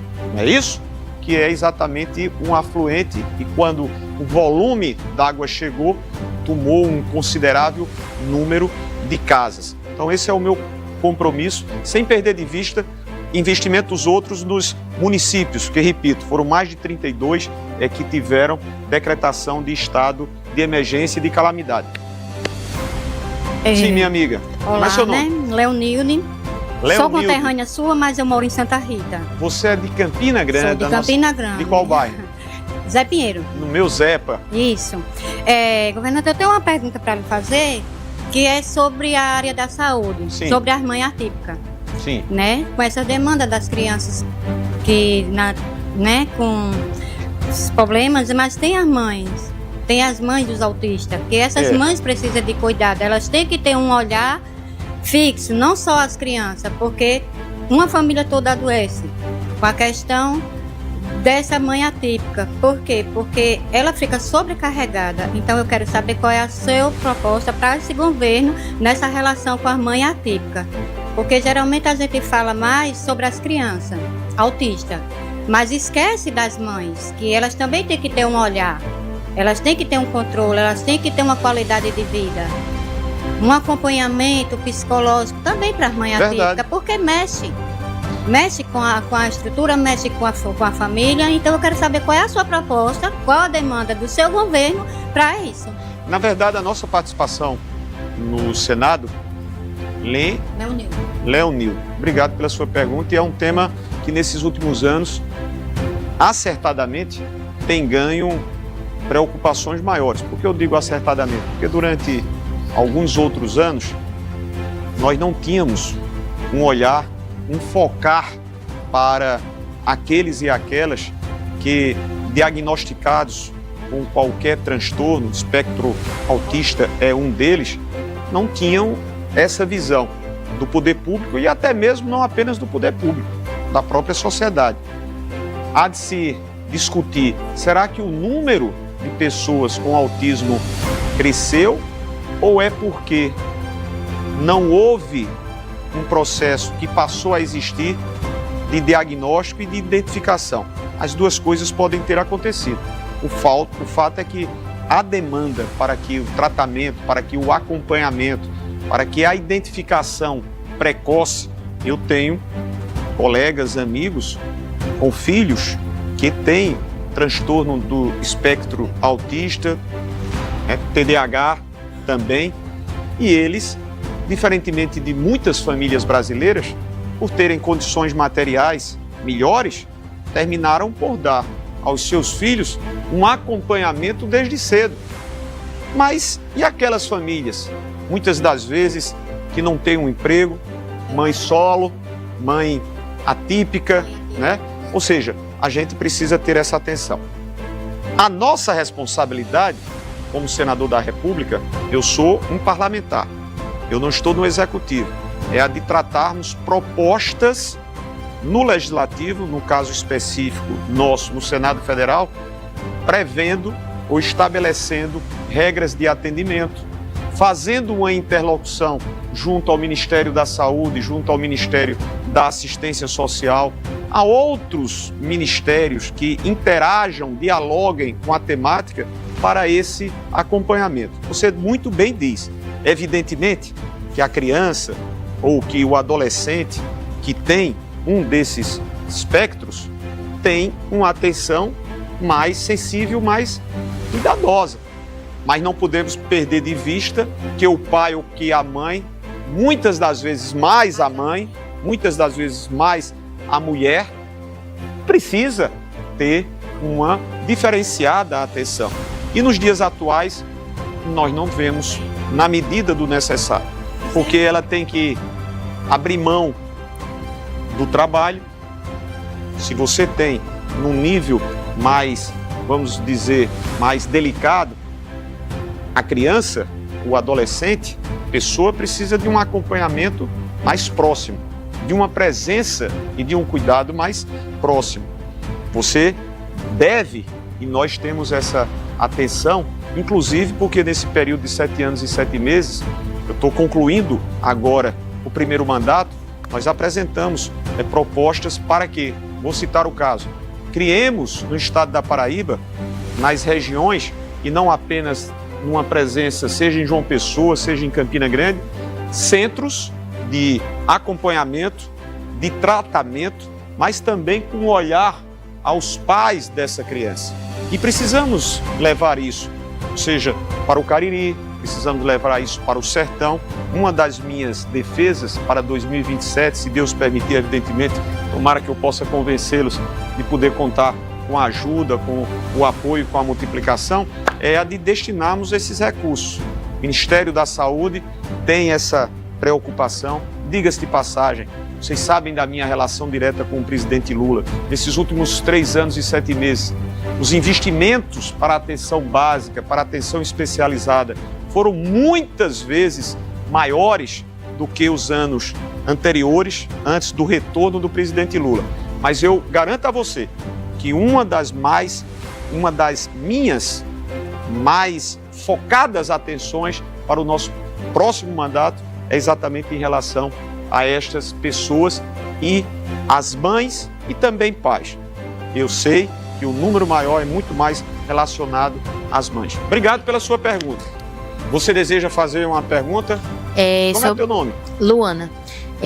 Eu queria fazer uma pergunta assim, questão sobre a educação. Pois não. A gente sabe que tem a creche, né, para noturno integral, para as mães que realmente precisam, né? Precisa daquele apoio da creche para a mãe poder trabalhar. E só que a creche só é até os 5 anos de idade. A gente sabemos disso. E após, eu vejo assim que falta muita escola integral para as crianças e principalmente para as mães que precisam, né? Que não tem rede de apoio, que não tem familiar por perto. Então, essa questão que eu queria ver, assim, qual é a sua proposta, o que o senhor tem a dizer sobre a questão de mais escolas integrais, porque tem muitas mães que precisam, não é só até 5 anos que a mãe precisa da escola integral, entendeu? Porque tem uma mãe que não tem rede de apoio, não tem família por perto e obviamente precisaria daquela rede de apoio de uma escola, entendeu? Perfeito, Luana. Agora não me chame de senhor, não, me chame de Vené. Fica meio distante, né? Eu quero só fazer uma retificação e é dever nosso, até para colaborar e contribuir, porque muitas das vezes, e não é senão algo comum, muitas das vezes nós não entendemos direitinho quais são as competências. A competência de um parlamentar, e aí nós temos os 3 níveis de parlamento, nós temos Câmara Municipal, nós temos Assembleia Legislativa e nós temos as 2 casas congressuais. A Câmara Federal, deputados e deputadas, e o Senado, senhores e senhoras senadores. A nossa responsabilidade, diferentemente do Poder Judiciário, que é exatamente de fazer cumprir e aplicar as leis, também se difere do Executivo nos seus 3 níveis: Prefeitura, governos estaduais e governo federal. Quando você me pergunta, Vené, qual é a sua proposta? Eu tenho um limite de atuação. O que nós fazemos, como fizemos, conseguimos recursos e trabalhamos quando a gente tratava nesses últimos, ou quando nós tratamos nesses últimos 7 anos e 7 meses do orçamento federal, nós tivemos o cuidado de fortalecê-lo numa área que é fundamental para qualquer sociedade, não é diferente a sociedade brasileira, que é exatamente a formação educacional de sua gente.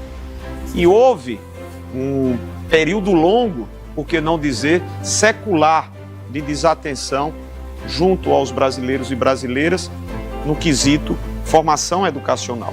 E isso reflete graves problemas que nós passamos desde a desde os anos 1600, 1700, a gente tem os reflexos vivenciados nos dias atuais. Melhoramos, mas mesmo assim, quando comparados aos números e aos indicadores de outros países que são razoavelmente, ou que estão razoavelmente nos níveis econômicos do Brasil, a gente está lá embaixo. O que eu continuarei a defender? Por exemplo, no governo do presidente Lula, nós voltamos a ter um investimento forte nas aberturas de institutos federais. O estado da Paraíba, nesses últimos 3 anos e 7 meses, estão para ser concluídos 3 novos institutos federais para o acompanhamento e formação daqueles que desejam ter formação superior ou formação técnica, saindo em acesso ao mercado de trabalho. você menciona de uma preocupação que é muito pertinente, muito do dia a dia.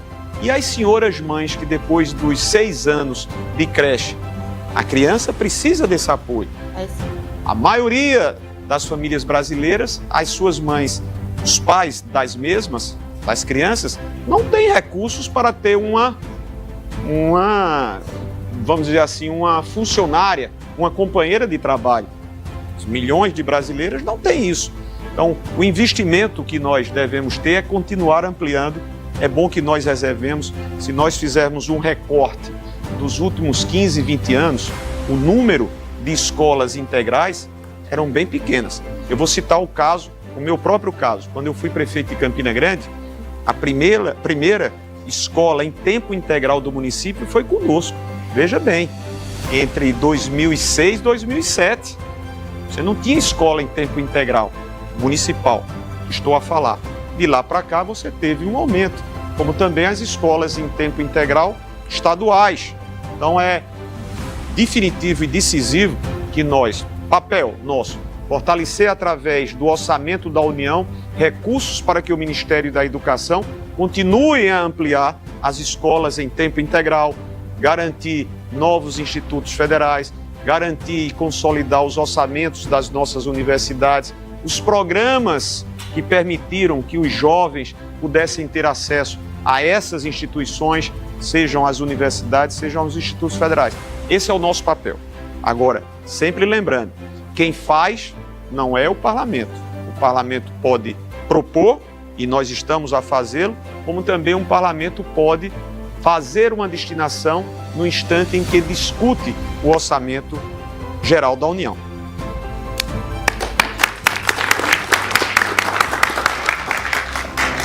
Mais algum colega?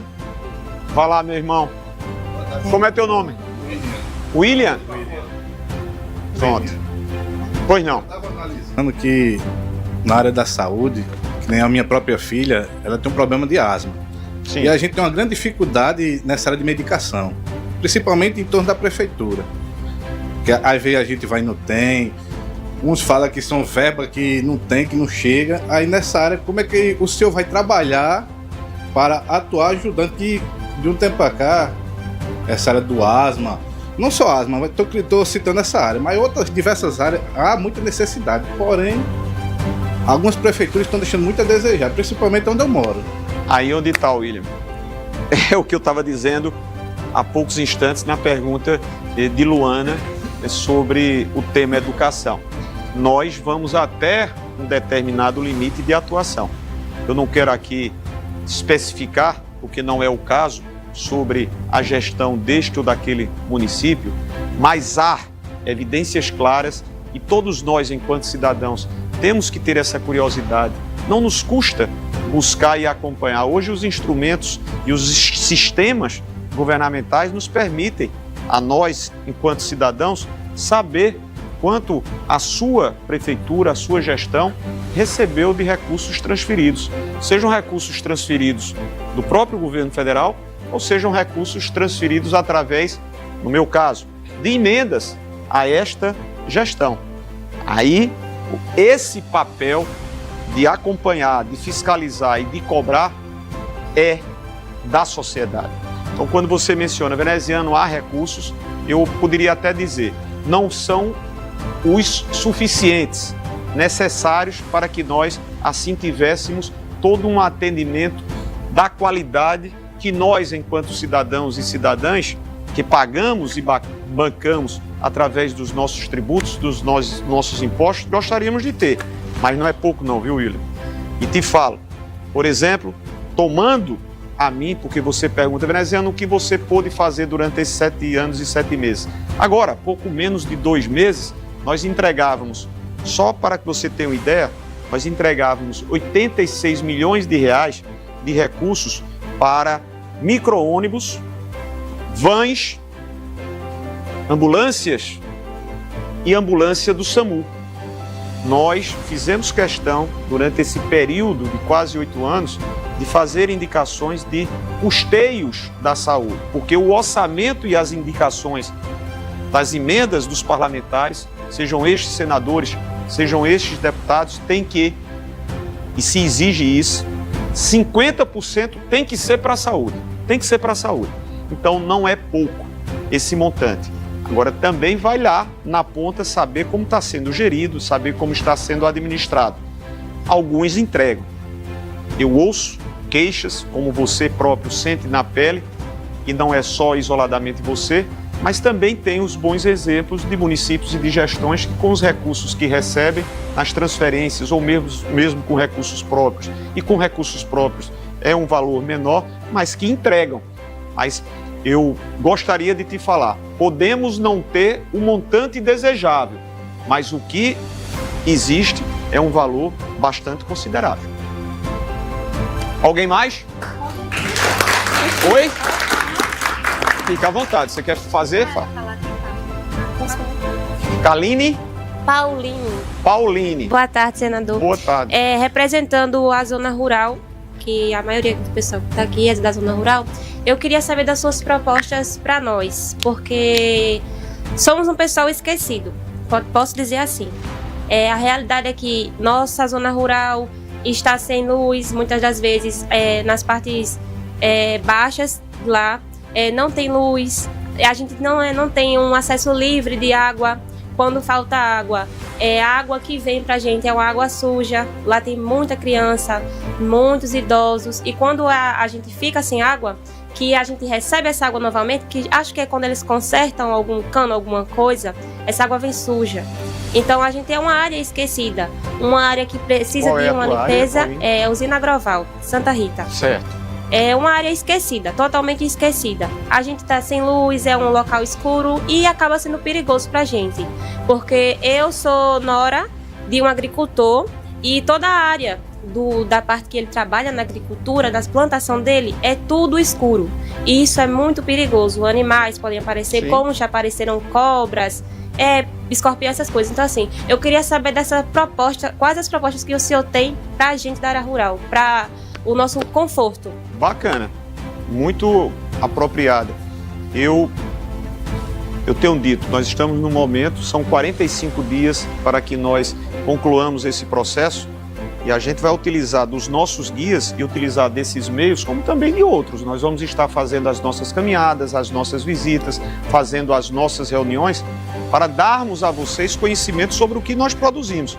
Sabe por quê, Paulinho? Porque se eu chego nesse instante para pedir teu voto de confiança, a fim de que permaneça como senador dos paraibanos, eu tenho que demonstrar primeiro o quê? Que fiz nesse primeiro mandato. Caso contrário, você poderia chegar para mim e dizer, mas Vené, você teve a chance de realizar durante um período considerável e não entregou. Então, Vené, perdoe-me, minhas desculpas, mas eu não vou votar em você. A minha obrigação é de fazer essa prestação de contas para que vocês observem, fazendo as suas próprias análises e tenham no julgamento a decisão de dizer, valeu, Vené, você fez. Por exemplo, para a agricultura, vocês terão detidamente os exemplos. Foram mais de 205 milhões de reais para as áreas agricultáveis. As mulheres, os homens que trabalham a agricultura familiar tiveram de nós, do nosso mandato, a oportunidade de investimentos. Vou te falar, melhorias das nossas estradas vicinais, aquisição de maquinários e de implementos, foram inúmeros que nós conseguimos para prefeituras e para entidades, sindicatos, entidades rurais. Conseguimos recursos para a perfuração de poços, para a construção de cisternas. O que posso eu, assumidamente, por ter feito, te dizer das suas preocupações, que são preocupações relevantes, é que se estiver de novo no mandato de senador, nós vamos continuar a fazer esses investimentos. Nós precisamos utilizar dos meios. Tem situações que são graves. Você mora em Santa Rita, mas imagine, desde 2017, nós passamos a ter a integração das águas do São Francisco, correto? E falo porque em Campina Grande chegamos próximo a um colapso total. O açude que nos abastecia e nos abastece chegou a 3%. Você imagina, Campina Grande com 430 mil habitantes ser abastecida por carro-pipas. Não consegue. Mas enfim, essa obra que foi realizada pelo nosso presidente Lula, enfim, a transposição ou integração da bacia, o primeiro eixo, foi concluído em 2017 e nós fomos literalmente salvos. Literalmente nós fomos salvos. Mas nesse transcurso, passando pelo nosso amado Cariri, eu não sei se vocês têm familiares no Cariri paraibano, nós não tivemos por parte do governo do estado projetos de aproveitamento da água. A água que tem salvo a tantos vidas humanas e animais está sendo desperdiçada quando você pergunta qual o programa para incentivar o pequeno agricultor ou o pequeno pecuarista. São poucos os projetos e programas de investimentos e você vai tendo a água passar pelo Rio Paraíba em volume, desperdiçando. Então a gente também precisa ter, por isso que eu creio muito, eu sou defensor de uma candidatura que tem essa sensibilidade, que é a candidatura do nosso governador Cícero Lucena. Ele sabe, porque tendo tido a oportunidade de fazer por João Pessoa, e o fez durante 4 mandatos, quem consegue 4 mandatos, conquistar 4 mandatos, tem uma marca de competência. Não é fácil. Eu fui 2 vezes, sei o quanto é difícil você vencer uma, vencer 2, imagina a terceira e a quarta. E Cícero conseguiu, tem experiência. Ele tem vivência, ele sabe como fazer. Então a gente está desperdiçando. Você está falando sobre um item, você está falando sobre outro. A competência de você fazer a eletrificação rural. O Estado pode desenvolver isso. O que nós podemos é estimular através de recursos orçamentários ou de indicações de emendas, sejam essas emendas individuais ou de bancada, para que esse processo possa ocorrer de forma mais rápida. Mas saiba, viu, Paulinho, enquanto senador nós investimos mais de 205 milhões de reais. Meu propósito é o de continuar a ter, porque sou nascido numa região e de amigos e de amigas, inclusive de familiares, que sempre deram à agricultura o valor devido. Afinal, a gente não se alimenta senão por meio dela. Valeu, meu irmão. Como é teu nome? Eu me chamo Leandro Variedades, moro em Marcos Moura, certo. Santa Rita. Santa Rita. E venho acompanhando o seu trabalho esses últimos anos, né? E vejo que você faz muito pelo povo da Paraíba e você merece permanecer na Assembleia. No Senado, que diga. E você pergunta... E eu quero saber também como é que a gente vai fazer para melhorar a segurança pública. Perfeito. Ótima pergunta, porque em todas as pesquisas, a questão de segurança pública é, se não a primeira, mas se aproxima de ser a preocupação maior. Muitos são os institutos que fazem esse acompanhamento. E você tem saúde, segurança pública, emprego, enfim. Quando você menciona saúde, graças a Deus o nosso mandato, Leandro, nesse período em Santa Rita, saiba também, tem essa curiosidade. Será que Veneziano está soltando valores sem que esses valores não sejam de fato verificados com obras, ações e entregas? Não tomem o que eu estou dizendo como verdade de imediato, não. Me questionem, busquem lá, façam uma pesquisa, acessem a página do Senado Federal, que lá você vai ver o que cada senador pôde conseguir para o seu estado, para o seu município, e aí você vai dizer, de fato, o que Vené disse no guia eleitoral, o que Vené disse em uma entrevista, bateu. Confira. Isso é fundamental para que o seu juízo de valor no dia que você for votar seja aquele preciso, perfeito. E nós fizemos muito. Graças a Deus, e queremos fazer mais na área de saúde aqui para o nosso estado. Desde policlínicas, desde o Hospital de Amor em Campina Grande, que vai atender toda uma região de 60 municípios. O Hospital de Amor é o que atende as senhoras com um diagnóstico precoce para o câncer de mama e o câncer de colo de útero. A gente sabe que quanto mais cedo essa detecção se der, a possibilidade de sobrevida é muito maior. E nós conseguimos esse Hospital de Amor para Campina. Vou citar um caso. Agora mesmo, quando eu digo há 4 meses, nós conseguimos do governo federal, quando tivemos a audiência com o ministro Alexandre Padilha, investimento de mais de 500 milhões de reais para o Hospital de Câncer da região metropolitana de nossa capital. Portanto, Santa Rita será beneficiado, Bahia será beneficiado, Cabedelo será beneficiado e os municípios, tanto da região sul como da região norte. Eu citei, eu não sei qual foi a quem eu respondi, sobre os investimentos que nós conseguimos através de recursos que nós destinamos para micro-ônibus. Veneziano, micro-ônibus? Quem fez? Foi Luana. Não, Luana fez de educação.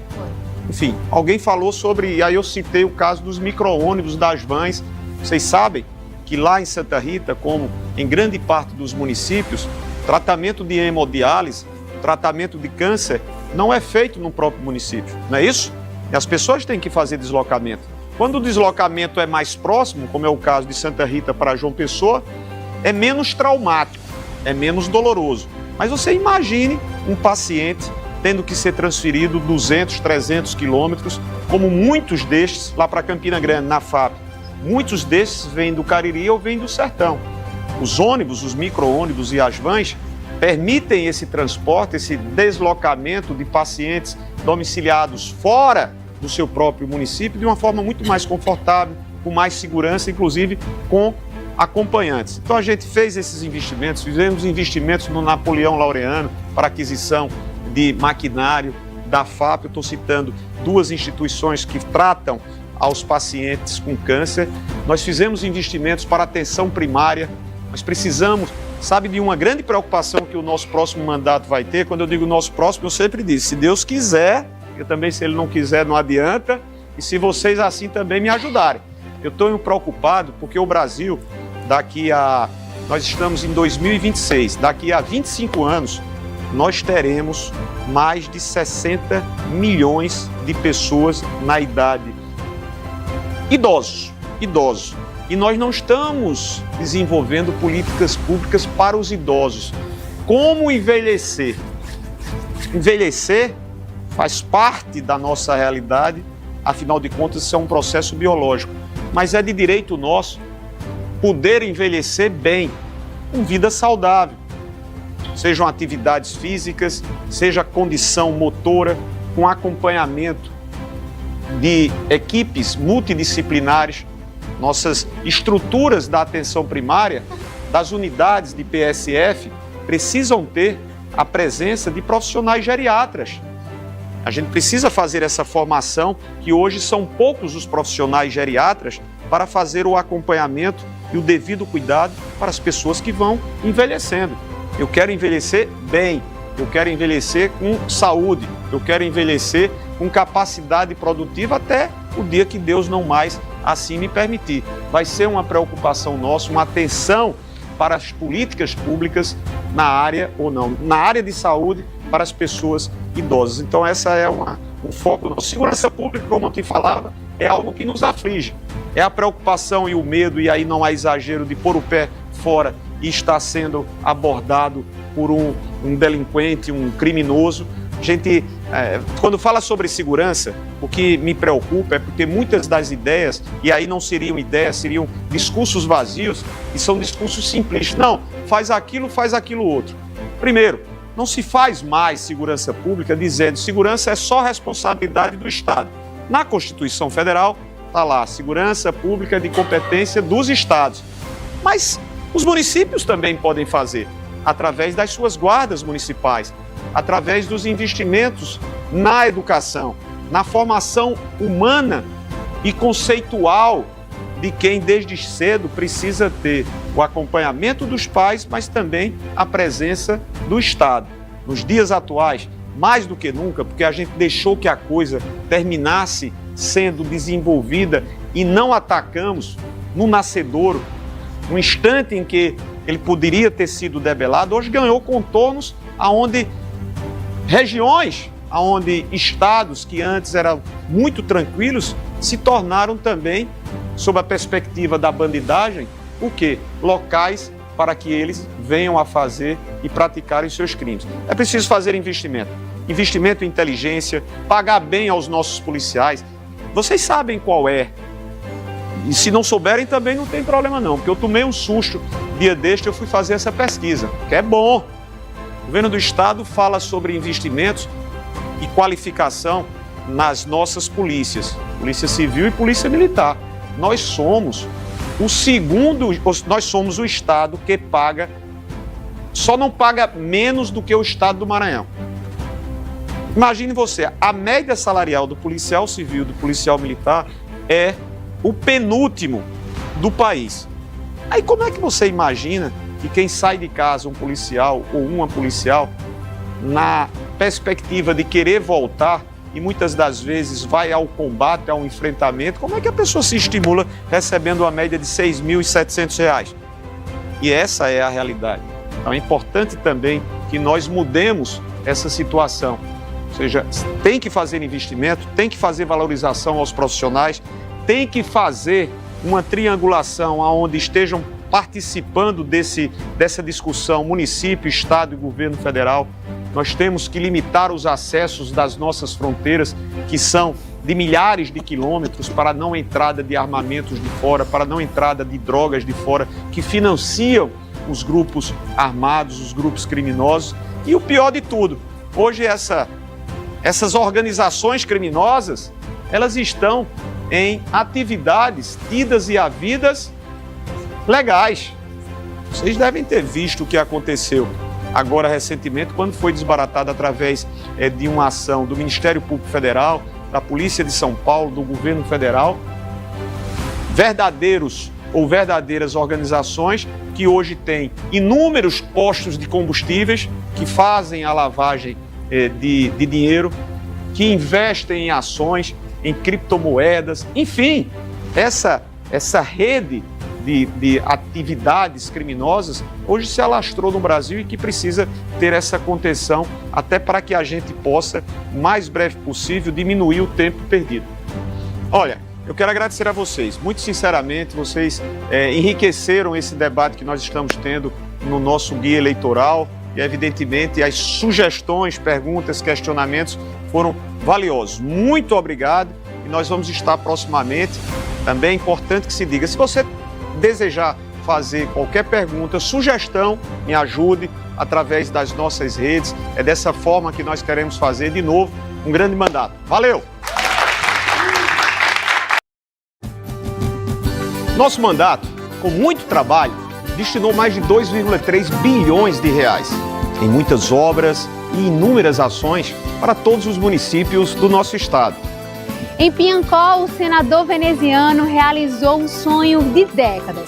Destinou recursos para a construção de uma nova ponte sobre o Rio Piranhas. Sempre trabalhando por vocês e para vocês, nós continuaremos a fazer seu voto valer.